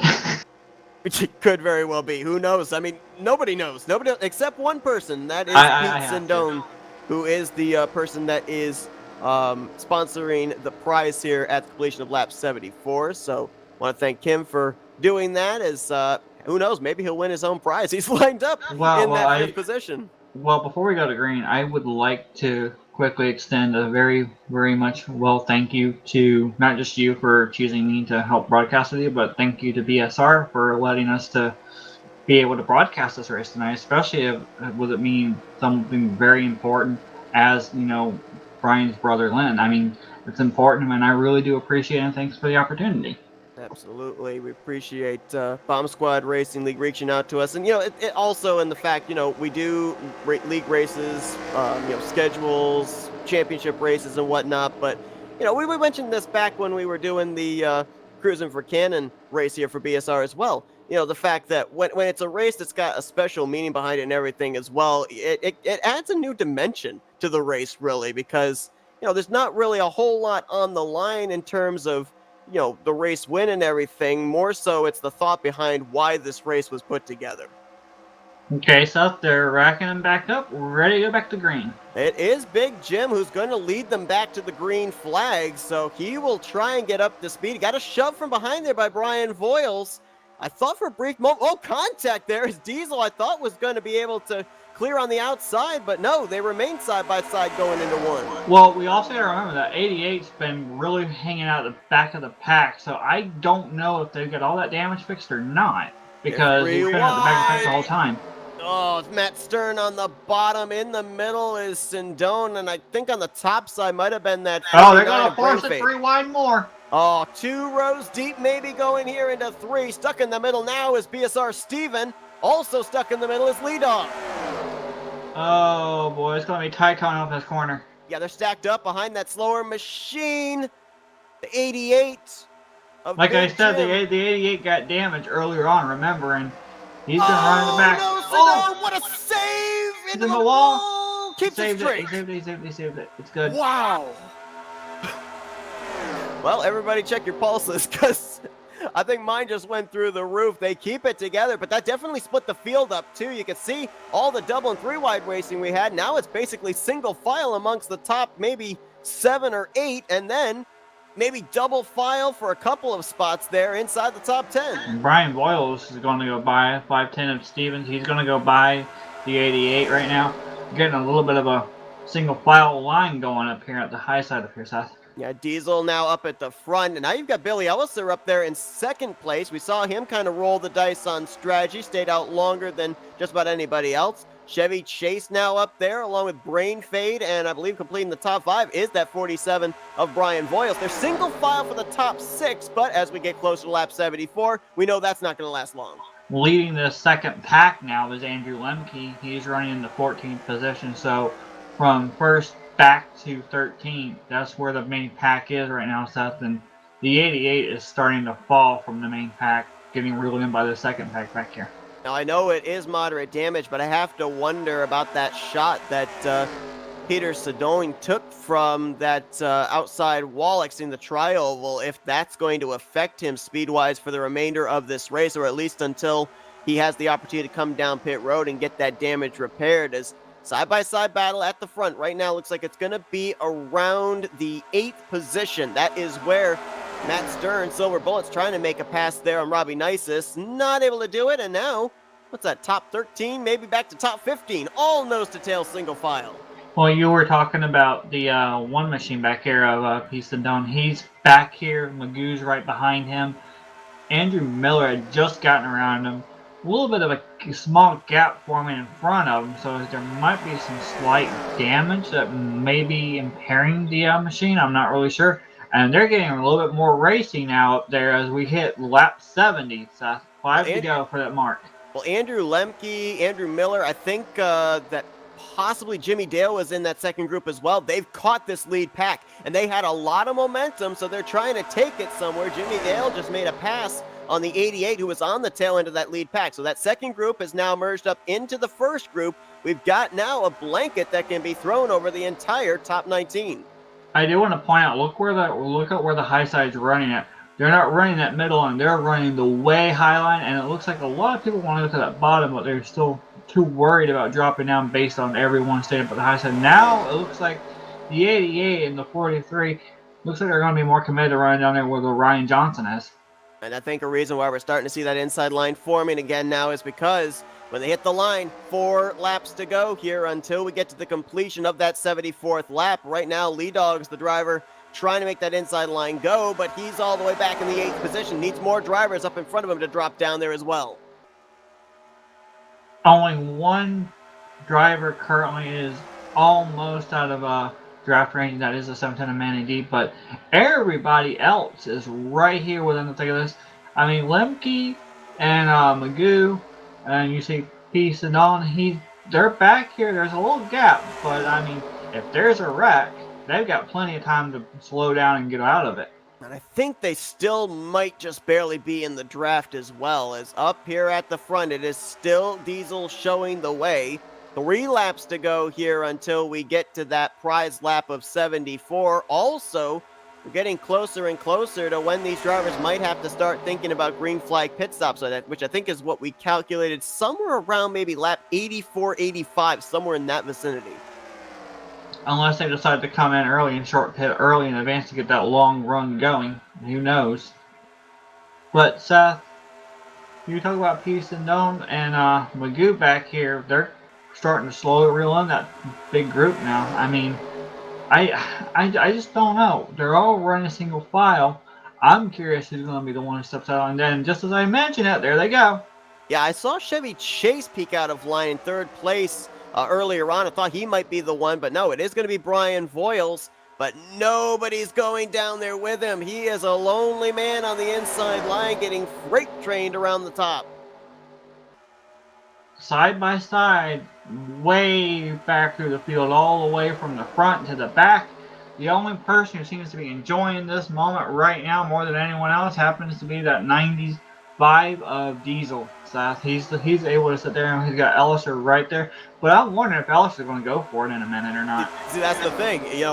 When does Elliser make the move? If he makes the move, and will Diesel be ready for it? It's going to be actually the 096 making the move. Someone got out of shape back there. I think that was the 49 getting out of shape, but he was able to 3 collect it back wide. up. Oh, man, 3 wide in the trioval. That's the most nervous area to be taking it 3 wide. We talk about that this track is narrow, but never more so than over there near the start-finish line. All right, remember, this is the money lap, Seth. Coming to the completion of this lap, it's going to be the second prize handed out this evening, courtesy of Pete Sedone, and we don't even know what it is. These drivers don't even know what it is they're racing for, as right now, Diesel, hopefully he's looking more out the windshield than out the rearview mirror, because he's got them side by side behind him. Allosaurus still stuck up right behind the 95, not making a move at all. I'm very surprised at this, Seth.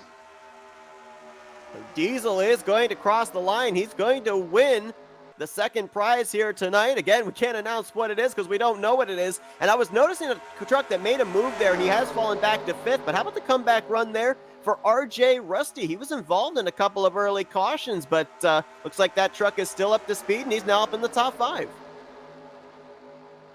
I mean, we've seen a lot of these guys who've gotten somewhat involved. We got Matt Stern. He's coming back up.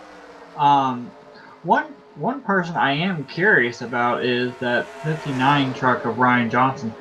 Every so often, he still has that pull that goes right down, Seth, and I'm still trying to figure out what the issue might be causing that. I don't know, Seth, but they're still side by side back here. I mean, now they're wanting to go to the end. I think they're trying to really go for the pit stops now. This doesn't look like they're trying to, well, we've already hit it, we're going to relax now. It doesn't look like they're relaxing this time. Yeah, and at the super speedways, during race conditions, there's the phrase, your friends are where you find them. Well, these drivers all race against each other in multiple race series here in the Bomb Squad Racing League on a weekly basis. A lot of them know each other from years on back, so a lot of alliances undoubtedly have been formed at super speedway races through the years. It's going to be interesting to see who peels off and who goes with them. As did we just have a car? Nope, that was again that 59 darting way down to the inside. I thought he was coming to pit road. I would really love to know where his steering is, because I would love to be able to run that bottom at Talladega and Daytona like he's able to. See, there he goes again, way down there. I don't know how he's able to do it, because I would love to be able to pull those moves. Well, here's the problem, though, just based off of what I'm seeing for that 59, nothing against him having that happen. I mean, obviously, if it's a problem that he can't control or a handling issue, then obviously he's having to deal with it for these 77 laps. But the problem I'm seeing is I'm not sure how many drafting partners he would pick up, because I don't know if anybody would be willing to make evasive moves to the left like that in order to stay in this draft. And I'm trying to figure out something, Seth. The 59, there's a gap between him and Brian right now, a level of the 43. I don't recall the 59 being involved in any issues, do you? Not off the top of my head, I don't know.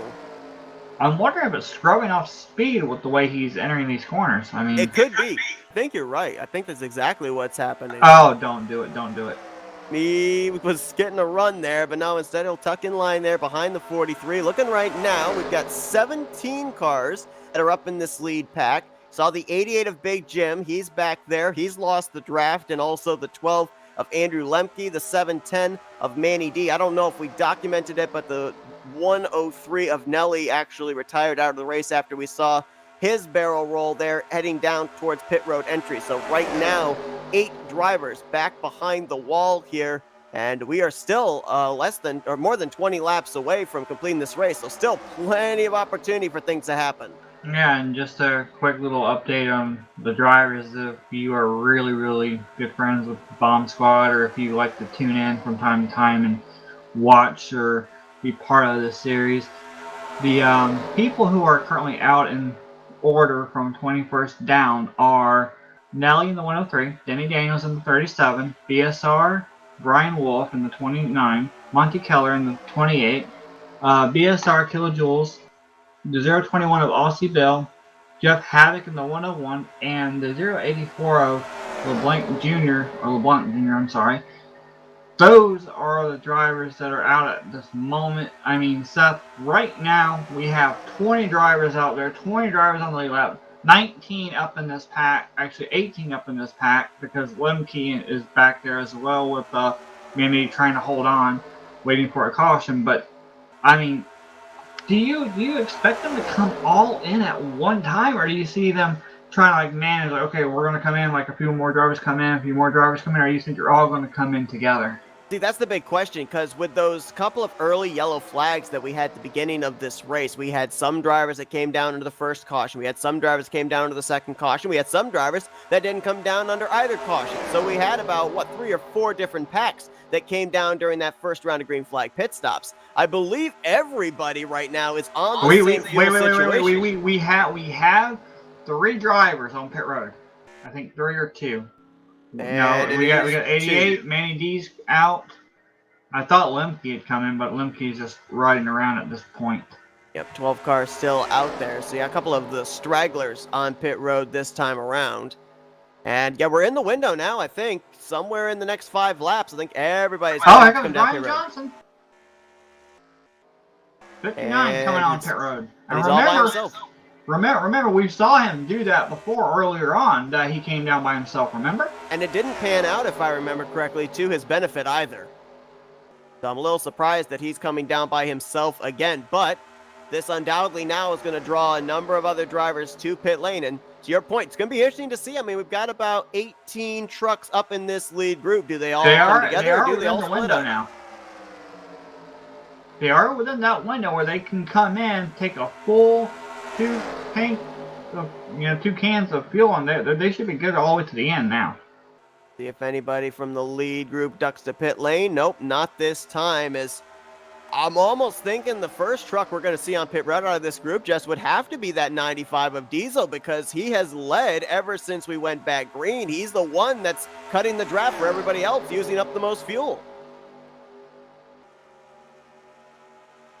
Oh no, they're getting close back there for 5th. That was Chevy Chase pushing up into lead dog, and I thought we were going to have another wreck here, closing in on green flag pit stops, but they keep it together for the moment. I do want to point out, so they're racing side by side in front of them coming up here. Now they're getting single file. I was about to say, oh boy, guys, go up high, go higher, go in. One of the 2. Lemke's coming to pit road, so he'll be out of the way. Oh boy, here they come right around. Which lane is that 59 going to go to? Looks like he's going to stay on the bottom. Race leaders will go around him on the top side. But now what about guys back here like Silver Bullet? 59 just pushed up. That's what I was afraid of. Oh, can they maybe get to the back straightaway? Oh, Matt Stern, almost. Ooh. Oh, my. I think Matt Stern was having to make a decision. Was he going to go up the middle 3 wide there with Lead Dog and the now lap machine of Johnson, or was he going to try and tuck in line behind Lead Dog? 3 wide. Go 3 wide. No. Are we back pitting? out? I think some drivers are pitting. Yeah, a lot of drivers are pitting. Holy cow, maybe 10, 12 cars all coming down pit road together. Chevy Chase makes contact with Billy Ulcer. And they're coming back up the track. That's going to be a caution. 096 is back on the track. I think they're going to go the yellow. Caution is not out yet. Okay, so there was no oncoming traffic there when the 096 came back up on the racing surface, hence why the yellow flag was not thrown. And I was looking at Elliser. Elliser was right there on the apron. He didn't go up onto the track, so obviously they didn't throw the caution for that either. So we remain green, but not only did the 096 and 87 make contact, but that kind of stacked everybody else up behind them. Now we're going to see about this second group. Oh, Lavelle in pit road spins, trying to avoid getting hit by Andrew Miller. We got a truck smoking out on the track. That's Andrew Lemke in the 12 machine. He's blown up. That may bring out a yellow. It might not, Seth, because remember, I've been able to come in pit road and blow up coming out, and I haven't brought out the yellow before as well, so I don't know if it will bring out the yellow or not. It just depends. As long as he stays down below the yellow line, I think you're right. I think it may bring out a caution. This race has turned evil real quickly, Seth. Yeah, it completely changed the landscape of this race for sure, and now We're getting Watching into the 15 Lemke. laps to go segment, so it's a question now of who is going to be running where when everything settles out. Rather lengthy pit stop for the 47. I'm watching Lemke. Lemke's still on the track, and he just brought it to a halt. And Still green. hold on, I'm waiting. He's turning to the left a little bit now. He stopped. He's on the apron still. He's out. He's off the track, Seth. He's out. I was kind of wondering about with the fact that some of these drivers were coming off pit road and we're going to be merging up there off the apron of turns 1 and 2, if maybe that was going to be considered oncoming traffic and bring out a yellow. But no, we still remain green up to this point, and I think we're looking here at the possible exchange for the lead. I think Brain Fade may end up being the race leader over Diesel in the 95, but we still have to wait until everything cycles around. Jimmy Dale stayed out, led a lap. He's coming in now. I'm not sure if it's a penalty. I don't know. He almost lost it coming in. So pit road is being really treacherous right now to a lot of these drivers. It really is. I mean, we saw right there a couple of drivers that were running in second and third, Billy Elliser and Chevy Chase getting together. The end result of that now, you've got Billy Elliser all the way back here, currently running in the 18th. 18th position. He's a lap down. Chevy Chase, I believe, is still on the lead lap, but he's all by his lonesome in 17th. So that's two drivers that were up in the top 5 with a shot of winning this thing just a couple of laps ago. Yeah, well, we saw Elliser. He was up running up near the front at that point too, and it just goes to show you this is what I remember what Zach said during the broadcast on Thursday night. This is super speedway racing. It might not be Talladega, but it's still Daytona, and we see that anything can happen. We thought it was going to be a good race, and all of a sudden, it was good, and I think caution's out. It is. Caution is out after R.J. Rusty had just taken the lead, getting pushed there by Andrew Miller. And was it the 33 that might have brought this yellow flag out? Because I'm seeing some damage on that machine. I didn't see any damage on the 33 earlier, so it must be the 33 of Jimmy Dale. So we have a couple of cars that are on pit road as well. Brian Lavelle, and I saw another car come down the pit lane. I'm not certain who that was. I have seen a couple of cars on the apron. I saw the 88 a little earlier get really sideways on that apron, so I'm wondering if the 33 might have lost leaving pit road because of that apron being as slick as it is on cold tires. Because it is open setup. We got to remember that. You know what I'm wondering? I think we may have had an engine expire, because the 043 of Brian Lavelle has just made the left-hand turn to pit road with an engine header problem, and the other truck I saw on pit road was the 10 of Stanley. He's also gone to the garage area. Think we had an issue coming in turn 1, though? Quite possibly. I didn't see any smoke out on the track, though, so that's what I'm a little confused about. But I think maybe if we focus on the 043, we might know what happened. Oh yeah, engine exploded on the racing surface. That's why the caution came out. It was going into turns 3 and 4.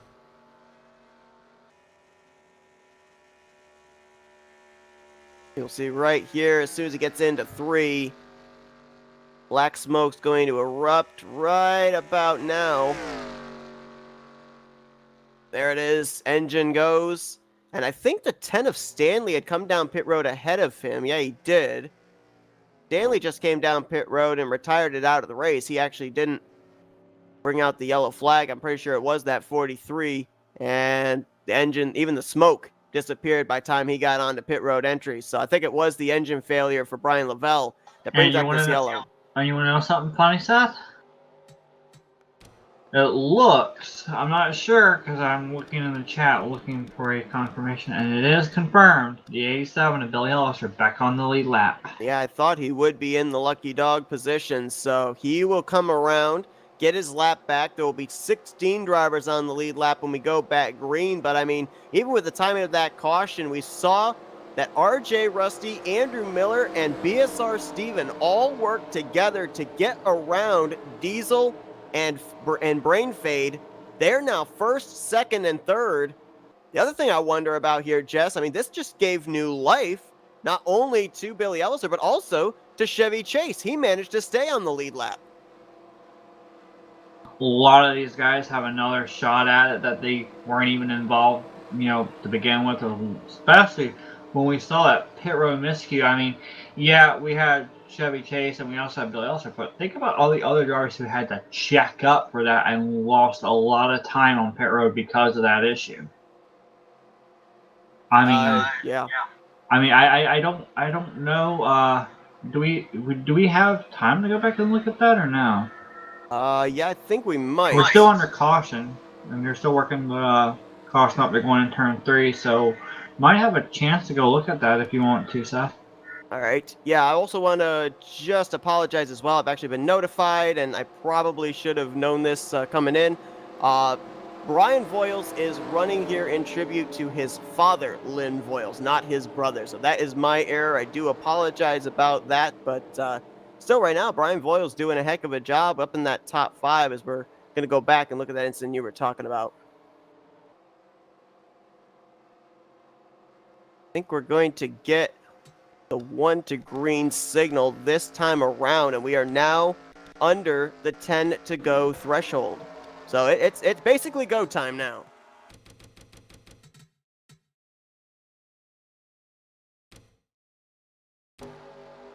Here's a look at what we were just talking about here. Caution lights are still on, Seth, so you can take your time. All right, so there you see it.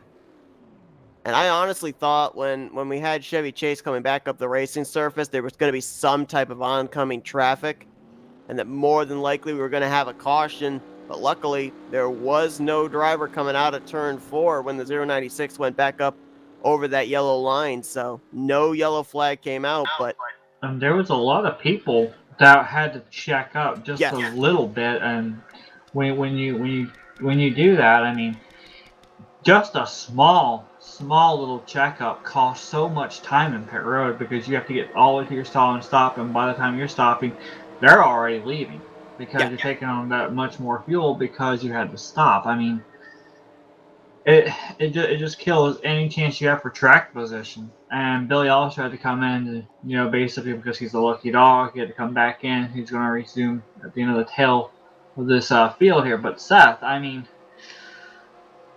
pit road is just so aggravating. I mean, most of the time, you can't sit there and say, well, that driver had a problem. Obviously, that driver needs to learn how to pit. No, it's not that at all, period. It's not even the fact that it's open setup.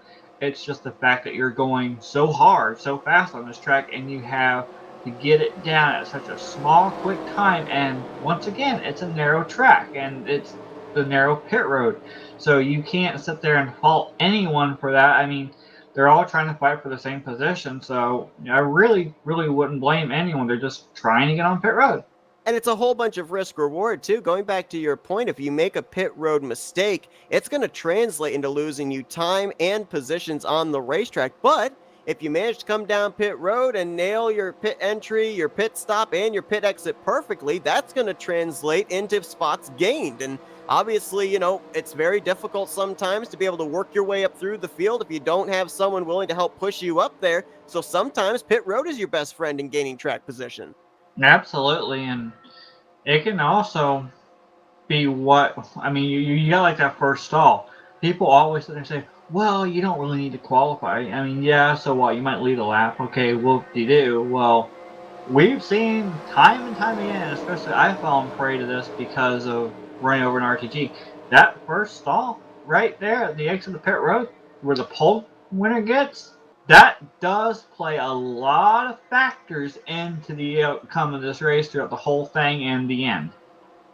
Interesting. If we look at our front row here for this restart, there's an old moniker out there in super speedway racing. It doesn't matter where you start, it's where you finish. Well, right now, RJ Rusty and Andrew Miller are in first and second. These two drivers started back in 25th and 24th respectively, and now they're going to be leading us back to green with less than 10 to go.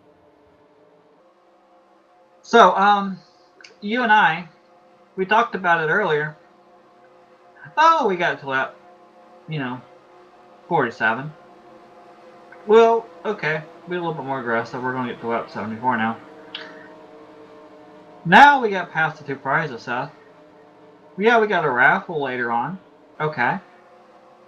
But now comes not only the honor of trying to win it with the Lynn Voiles Memorial itself to Brian Voiles' father. You also got the fact that you got 3 trophies on the line. That means a little bit more, obviously with prizes and everything else. But I mean, look at that 5th place machine. How bad do you think Brian is going to want to get to that lead so quick within the last few laps here? I mean, I expect him to start marching it. Yeah, he's still there. He's still in the conversation. The thing I'm wondering here for these drivers, though, is we're getting ready to go back green with 8 to go. Are they racing to the completion of lap 100, or are they maybe racing to somewhere around the completion of lap 97? Because I think if we get to the completion of 97, a caution would end the race. Maybe even the completion of 96, since we have some lap down machines. Well, that is true, but I mean, I think right now, you want to go to the lead. I don't care who you are. You want to be in the lead. It doesn't matter if it's lap 97, 98, 99. It doesn't matter. You want to be the lead now. Oh, and 95 is going to really push the issue. Yeah, we got some blocking up here at the front as well. RJ Rusty trying to put the block there on BSR Steven. Now Voiles pulls to the back bumper. There's a wreck back here. And we are going to be under caution. I don't think this is going to end the race, but we're definitely going to have a shootout to finish this thing out. Drag race photo finish here coming to the yellow. Give it to the 510 by a splitter. Who got 3rd? I think it was Miller, but I'm not sure. I was scrolling through the field looking at the back, and they got really tight up there on the corner coming off the turn south, and they really... I don't see how that one car is going to be anywhere up to. That back end is completely lopsided a little bit. Steven, Rusty, Miller, and Voiles. That's the way they crossed the line there, as they were in 2 photo finishes there for 1st and 3rd place. And the other car that was involved in the incident itself, Chevy Chase, who had just got back with the group. Wow. Heartbreak all around. Absolutely, and boy, you saw there just before we cut to the replay transition the damage sustained on that number 1 of Peter Sedone. Let's take a look and see what happened here, and just again, 2 drivers wanting the same piece of real estate. And like we said earlier on, Seth, it's like everybody wants that middle line, right? But at the same time, at the end of these races, you are going to pinch and try to gain that position no matter what, and hope that the other person will be, okay, well, you can have it, I'll back off. But right now, it's not time to back off at all. Well, you touched on it back around the midway portion of the race, too, you know, with the fact that we were seeing, especially when it was the side-by-side racing up at the front between then Brian Voiles and Lee Dog, how the inside line would gain an advantage, the outside line would gain an advantage, and they kept trying to pinch each other because it's really all about momentum. If you've got that momentum in either line, you're going to go to the front, and your goal is to keep your momentum up and stifle the momentum of that other line. Yeah, with drivers pinching each other down, they're wanting to kind of get into their heads of, hey, I'm here, I need you to back off so that way I can slide in line. Sometimes it works, sometimes it doesn't. Absolutely, I mean, but... the one thing we've got to look at is it's just been so incredible watching these guys. Even, okay, so we've had a few wrecks, okay, but it's just been so incredible. You know, this is really good racing. I mean, okay, so it's been side by side most of the time, 2x2x2 back. Really haven't seen much 3-wide. But I mean, I wouldn't trade that for anything, because honestly, Seth, you don't know who's going to win what. Because we've seen these guys get up front, come down, cut across each other, and there's all of a sudden 3 or 4 of them single file. That out of nowhere, a couple laps later, we got people side by side all of a sudden for the lead again. I mean, the way these guys are able to maneuver, yeah, they all want that same piece of real estate, Seth. But from what I can tell, it doesn't really matter, because if they see a hole, they're going to go for it, and we've seen them actually make it work. And because it's a super speedway, it brings up around that era of mystery where you can pick out maybe a couple of drivers that have been up at the front all race long and maybe single them out as the favorites, but until that checkered flag waves, you don't know who it is that's going to be crossing the line. There have been so many occasions where drivers that were either just at the tail end of the top 10 or outside the top 10, coming off of turn 4, wreck happens ahead of them, they're the first one to the start-finish line. Oh, don't remind me. Well, why did you have to remind me of that? Well, as we're getting ready to go back green here, lights are still staying on, so I think if they go out next time, we are going to have a green-white checker to finish out this race within the scheduled 100 laps, getting ready for what's going to be a crazy finish here tonight in the 4th annual Lynn Voiles Memorial 250 under the lights here at Daytona, courtesy of Bomb Squad Racing League. And if you're enjoying what you're seeing here tonight with the racing out of BSR, Flatout Racing Network is going to have the call for this league as well on New Year's Day, as we're going to be bringing you coverage of the BSR Hangover 200 here at Daytona as well.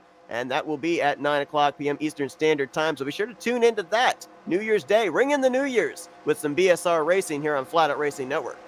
And we probably should make it a little quick call to Shane Sides to come over here with a company called The Hangover. I could not let that slide. I had to say it.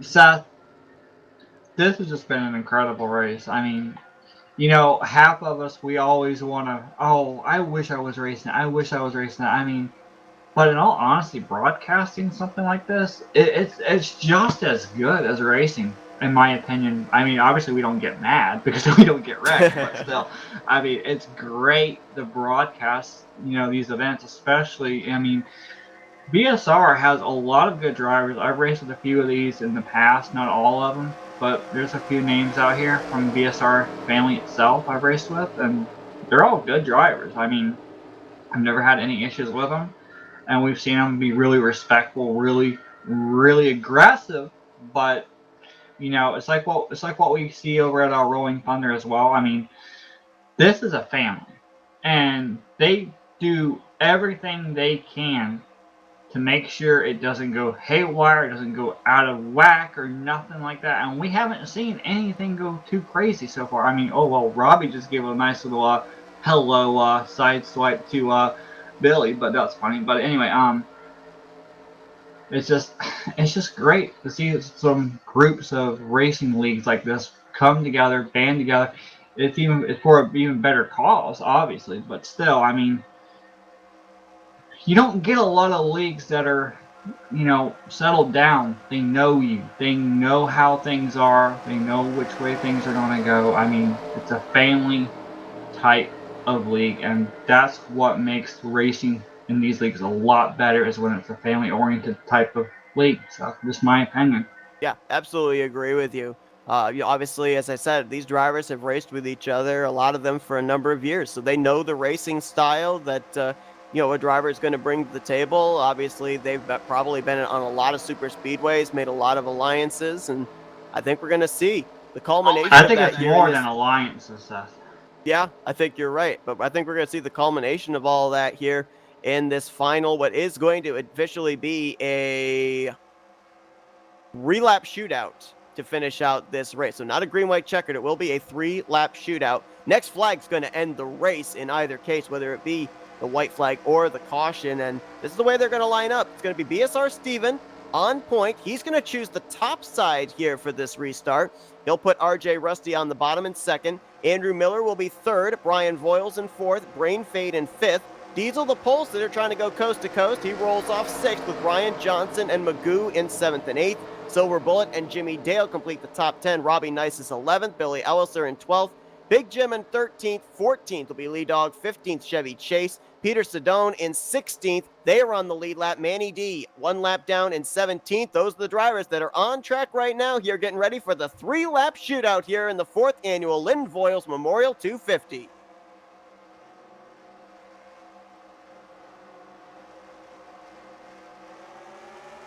And the green flag has come right out. We're back to racing, Seth, and doesn't look like it's going to calm down at all. It looks like they're going to race all 3 laps like it's the last up. Like you said, the next flag will end the race, no matter if it's a caution or the white flag and checkered. And it looks like they're already making moves and getting real racy there. I wouldn't be surprised if they actually try to make 3 wide. Whoa, 2-car throwing a block up there on the 510 at the front. Saw the 59 of Johnson going a little there were loose. 3 wide back here. Probably not says. Contact. They keep it together. Here comes Voiles on the inside. He's getting some help from Andrew Miller. They're kind of broken up here at the front.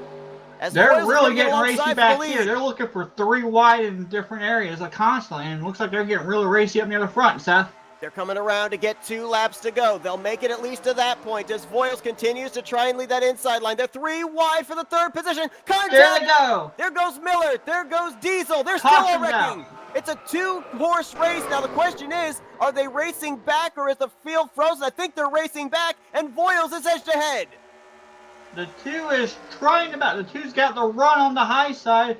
Voiles is going to keep them up there, and if I was Voiles, I would do my best to do that right now because he's going to use that momentum on that bottom to swing way down low and pull a little bit ahead. Trying to push Rusty up out of that preferred middle line. He's got the edge ahead right now, does Voiles. Can Rusty do anything off of turn 4? Coming to the checkered flag. CSX Ford edged out ahead. Here comes the 2. Checkered flag proverbially in the air with the white flag, and it's gonna be Brian Voiles in that Tribute 47 CSX Ford F-Series. He got it done here tonight for his father. We speculated, but did we know it was going to happen? Absolutely not. But it has come true. Brian Voiles has won his father's tribute race here tonight in the 2020 year. And he was not giving anything. He took it directly to the 2 of RJ Rusty, and Rusty took it right back to him all the way down to the wire, Seth. And how about that? Diesel comes home 3rd to get that 3rd podium finish right there with this group. I mean, that was just a hectic way to end it. But, I mean, I wish it was ended under green, but still, that was one great finish to the end, as we saw right there all the way through itself. That was just, there's no words. And honestly, when we interview Brian, I don't know if he's going to be able to talk without being all upset crying based on the issue of how much this is going to mean to him. Not just for him, getting this show on the road, but I mean, he's got to have a lot of emotions running through him right now. What have got to be the thoughts inside the cockpit of that 47 as he's coming down here? The flagman has the caution flag in his left hand, the checkered flag in his right hand. It's Brian Voiles winning here tonight in the Lynn Voiles Memorial 250. RJ Rusty second, and to your point, it kind of came down between who was going to be able to get through the wreck and continue on back to the proverbial checkered flag, and it was Diesel who was facing 90 degrees the wrong way towards the infield when we saw the wreck happen in turn 1. And just look at the congratulations going on there. Everybody knows what this means for Brian Voiles. While obviously they would have liked to have won it for themselves, I don't think there's a driver in the field here tonight that's upset to see that 47 be the one that's going to get to burn it down at Daytona. Absolutely not. I mean, I'm still trying to process everything that just happened right now, and it's just, we really need to do more of these memorial races, I think. Folks, we're going to be going back. We are going to be looking at the wreck that ended this race under the yellow, but we are going to stay here with our cameras focused on this number 47 as he's going to be bringing it around to burn it down. We'll probably show you the replay during the driver interviews, but this is just a moment that you just can't cut to a replay for. So much emotion, so much meaning behind this victory for Brian Voiles as he's going to bring it around here in front of this Daytona crowd, and let's see what kind of a celebration we're going to get here on the front straightaway.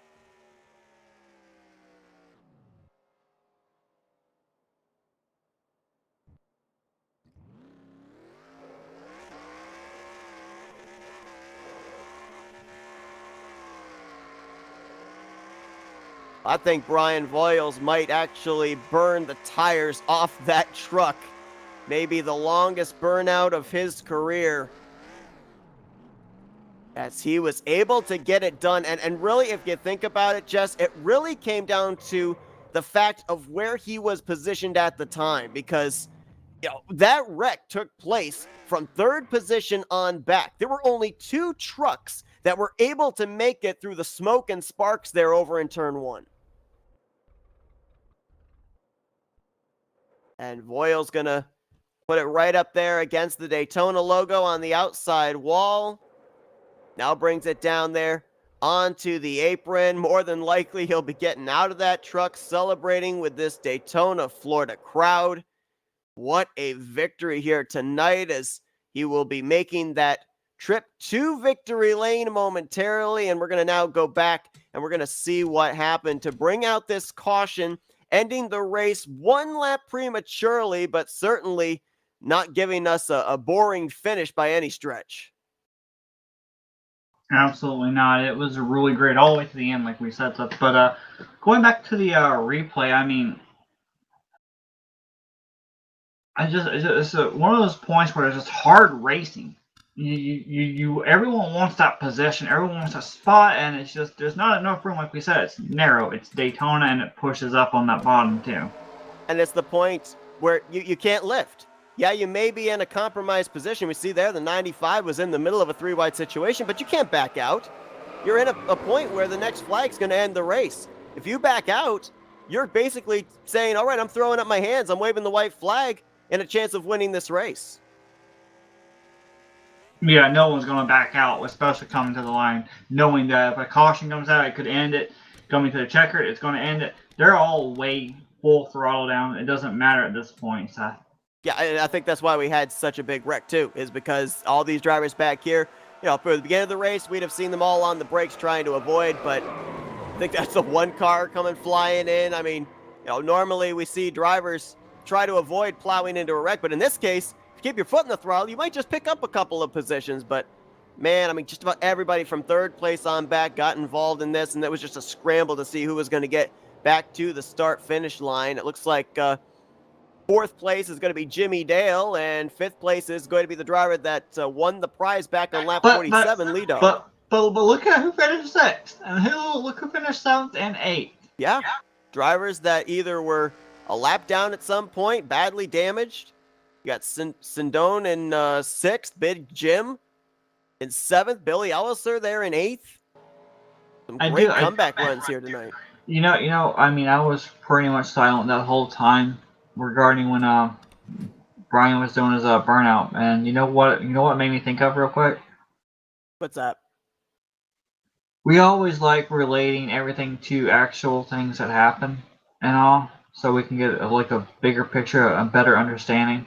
This is almost legitimately perfect to the Earnhardt Jr. winning Daytona. Yeah, that's actually a great comparison.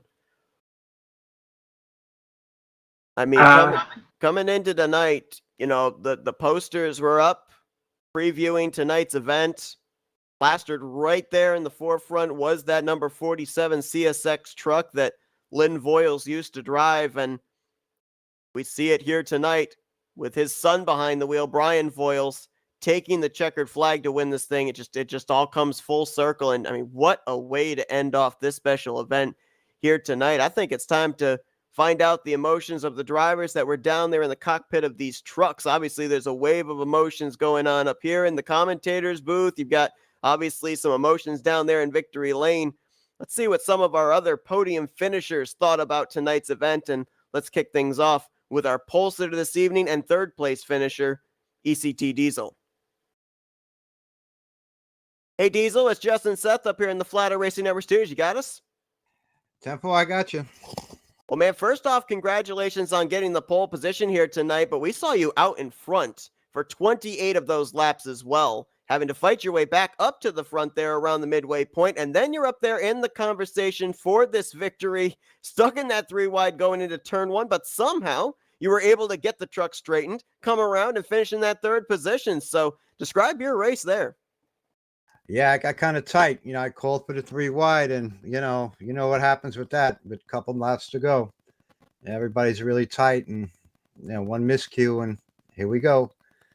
But I was lucky. I was fortunate enough. The ECT team truck really did a good job tonight. It ran beautifully. It was fast. My teammates were great. Guys were racing really, respectful, and you can't ask for more than that. It was a great event, especially as Lynn. I know Lynn. I knew Lynn for a long time, and it's very special to me. So, it's a great night here. Hey, Diesel, I just wanted to wonder, what is it like? You alluded to a moment ago that you've known the family for a really long while. You know this group, BSR, so well. You've got a lot of good friends out here, teammates out here as well. But what was it like for you inside emotionally when you got to the line checkered? Okay, you got third, but knowing how everything had transpired and when Brian won, like how does that feel on the inside, even though it's not you, but how does that emotionally feel for you all around? Well, I know how Brian feels. We had a race on ECT, and my dad had passed that maybe 2 months before that. I think it was a Memorial Day run or something like that, 4th of July. Anyway, regardless, I happened to win it. So I was lucky to win it actually. But the car's running good. But I know how Brian feels because I did the same thing with my dad. So I know that feeling. You sit there and you just don't. You really don't say anything. You sit there and you just reminisce for a minute. I mean, you're elated, but you're sad at the same time. So I know what his emotions are, and I feel that I know what he's feeling. So it's a great thing, and I'm really happy he won it. Well, Diesel, congratulations on a third-place performance here tonight at Daytona. Undoubtedly one of the strongest trucks of the evening. You kept it up in the top 5 all night long and led the most laps this evening as well with 28 circuits around Daytona. We're going to turn the microphone over to you and let you do some shout-outs now.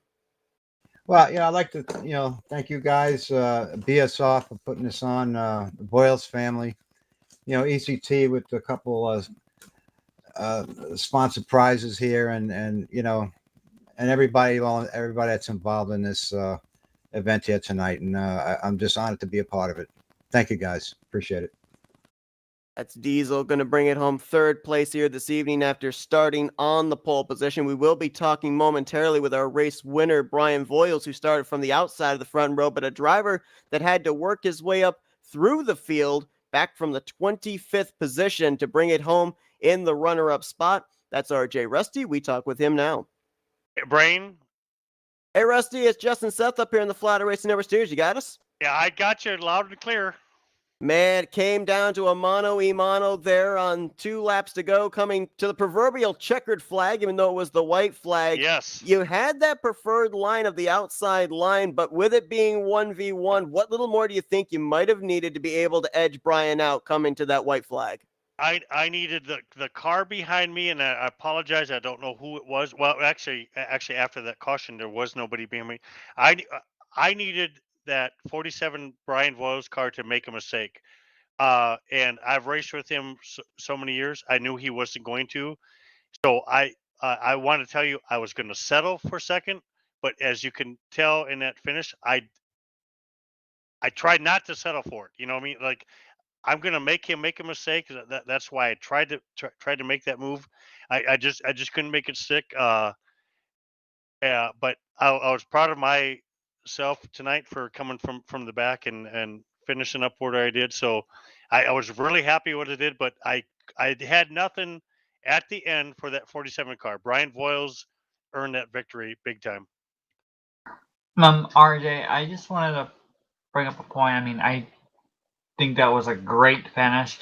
Congratulations on getting second and Thank you. battling all the way back like you did, because you had a little bit of issues earlier on. I did. Especially with a whole bunch of people all around you. And that was just an incredible drive from way in the back up to the front. But I also noticed that at the very end, you were on the high side. Yes.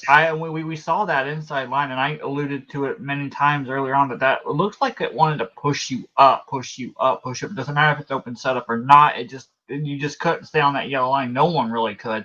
So did that issue make you want to sit there and say, okay, I need to run on this high side. That's how I'm going to try to win this race? Absolutely. You couldn't have put that better. I am not usually especially at this track with open setups, I'm not usually a high side driver, but I knew I couldn't get down there after that restart, and knowing the strength of the field that I was running with. So I was thinking, if I'm going to win this race, like I said, alluded to a little bit ago, Brian was going to have to make a mistake, and or I was going to have some, mega help from behind. So I don't want to take it away from Brian Voiles. He earned this race. I didn't have it on the high side, but you brought up a very good point. I couldn't make it work on the high side like I wanted to do on the inside. Yeah, I think it was the 95 car F diesel on the inside, if I'm not mistaken, that I didn't not want to cut down in front, and I don't think that was going to make a difference. But I appreciate you guys seeing that.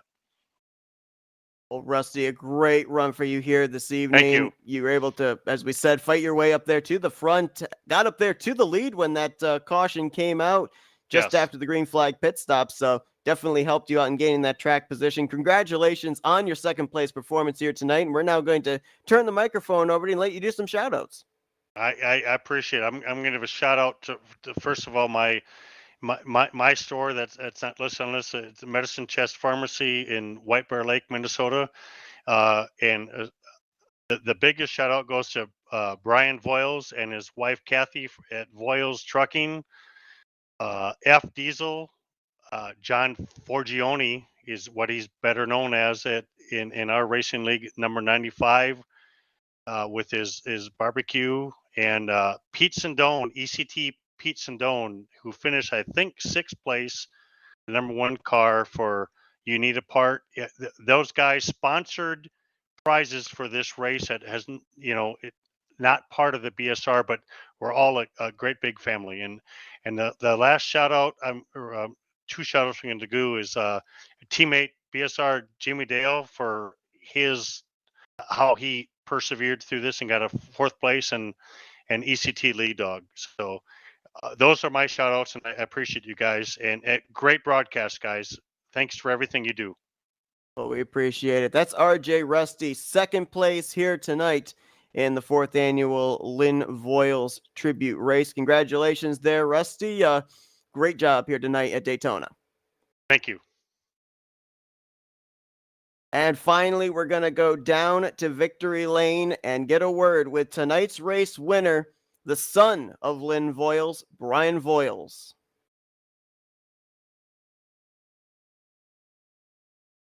Hey, Brian, it's Justin Seth up here in the Flatout Racing Network studios. You got us? Yes, sir. I got y'all. Well, man, we're so used to seeing you out there in the number 68 machine. Here tonight, flying the CSX red and blue, the number 47 for your father, and you bring it home with the victory. You know, obviously, there had to be such a huge wave of emotions from coming to that checkered flag to taking it. But what was it like inside the cockpit of that machine in the closing stages of this race? There's no words that can describe the emotions I went through those last few laps. I mean, I wasn't alone in that win. He was there. I could feel him pushing the truck to get to the line first. RJ didn't give it. He made me fight the whole way for it. And like I said, there's no words that can describe what I'm feeling right now. Brian, really, really, really good performance out of you tonight. Congratulations on the win. And it just couldn't happen to a better person at a really, really more special moment than what it was tonight. I mean, you were up in the front, you led, and you kind of fell back a little bit. I mean, you got involved in a little bit of an incident. At any point of this race, during the little small issues that happened where you were falling back, did you think that you were done completely, or did you think you still had a shot to pull this miracle off, which you did?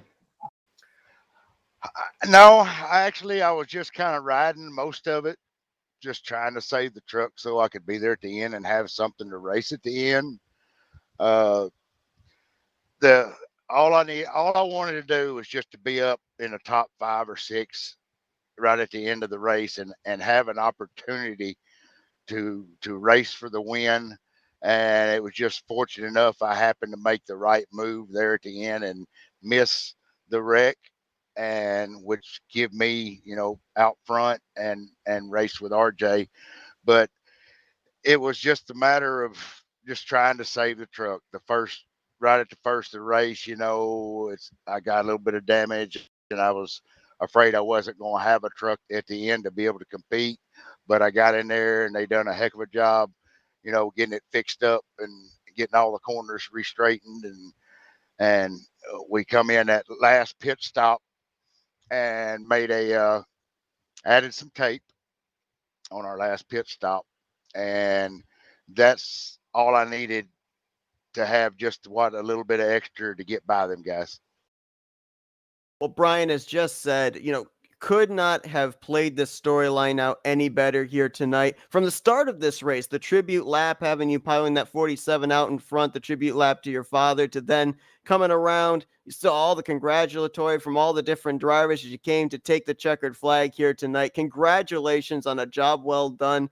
An unbelievable way to have this race come to a close as well, with the amazing story behind it, with it being a memorial race and seeing the family member be able to take the checkered flag. We're going to turn the microphone over to you now and let you do some Victory Lane shout outs. All right, guys, I appreciate it.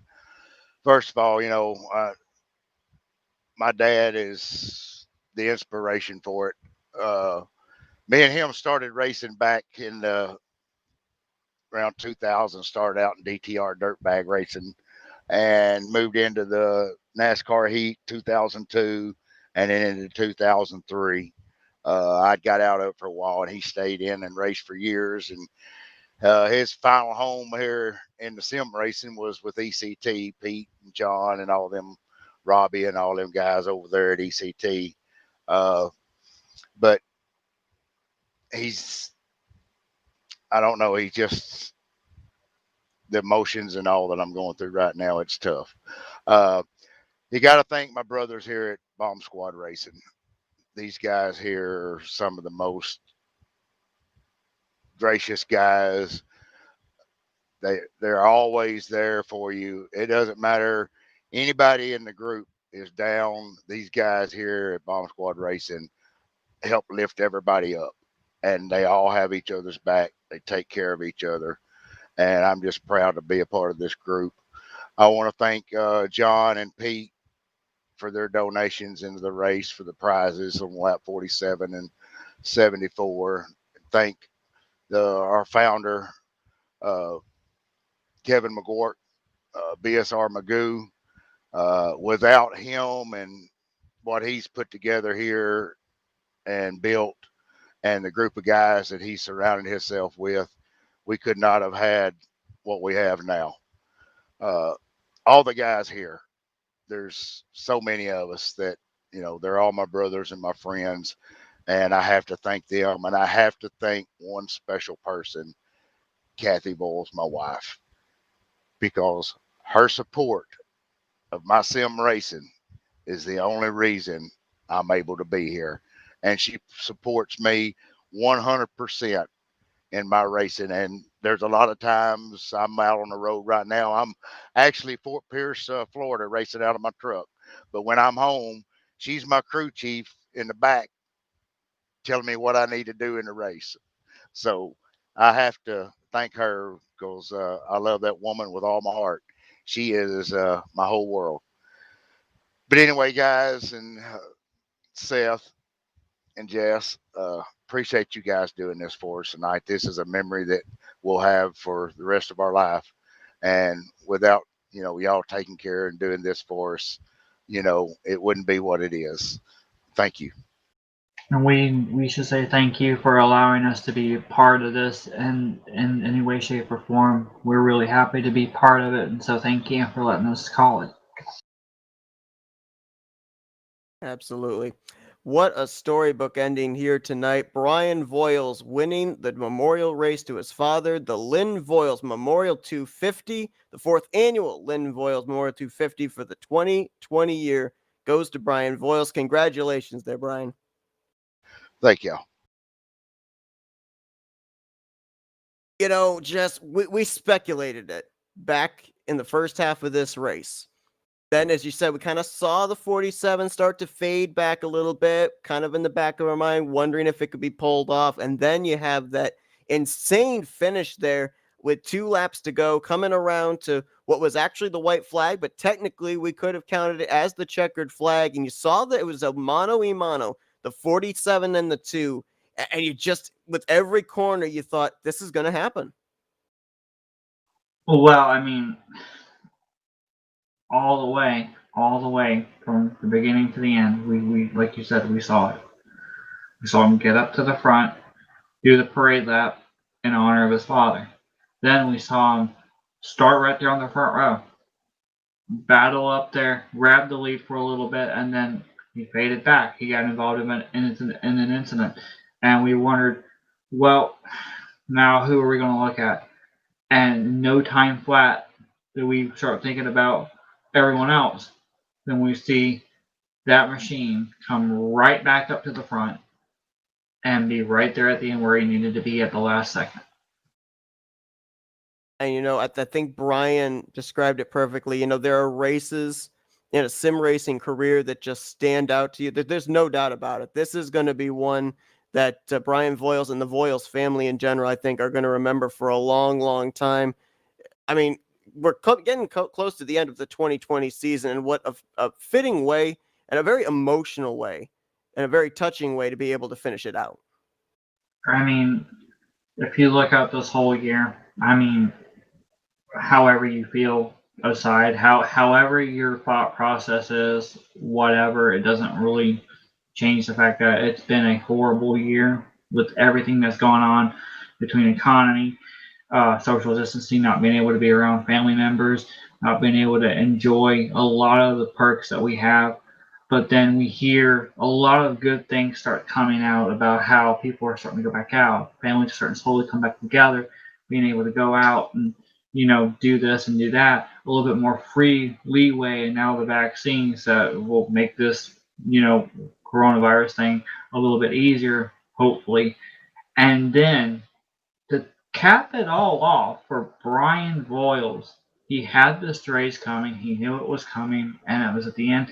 Everything's starting to take a small little turn for the better in hopes of everything going on.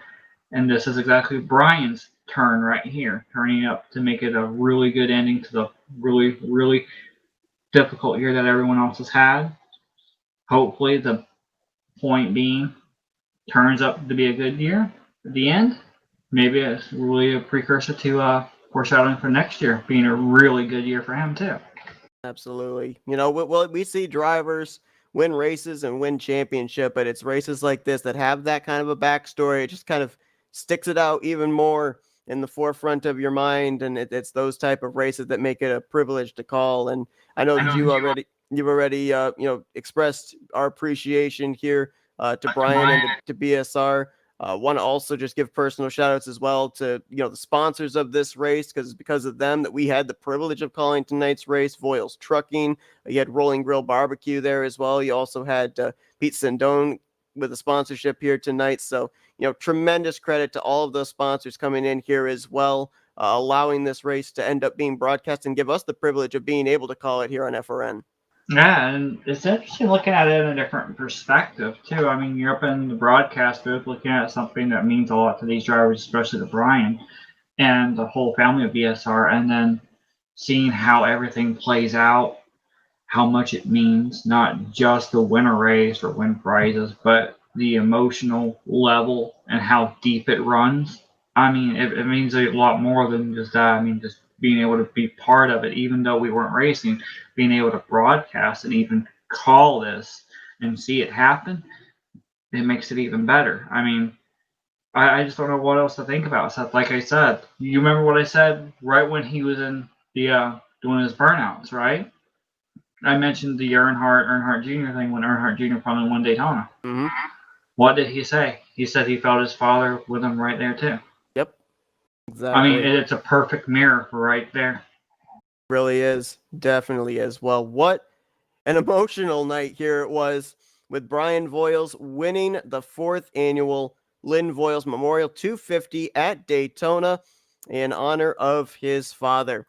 BSR Racing will continue on here on Flatout Racing Network. We're going to have the call of the BSR Hangover 200 back here at Daytona on New Year's Day, so be sure to tune in for that. We've also got quite a bit of racing coming up here nearing the Christmas holiday in the next week and a half, so be sure to tune in for that. But again, an emotional win here tonight for Brian Voiles. An honor to be a part of it. And Jess, appreciate you joining me in the booth for this one here tonight. Well, I appreciate you tagging me. I really, really do appreciate you taking the time to sit there and request and ask me if I wanted to do this, especially when you know I normally don't do the weekend thing, but I do appreciate getting the chance to do this with you, so thank you.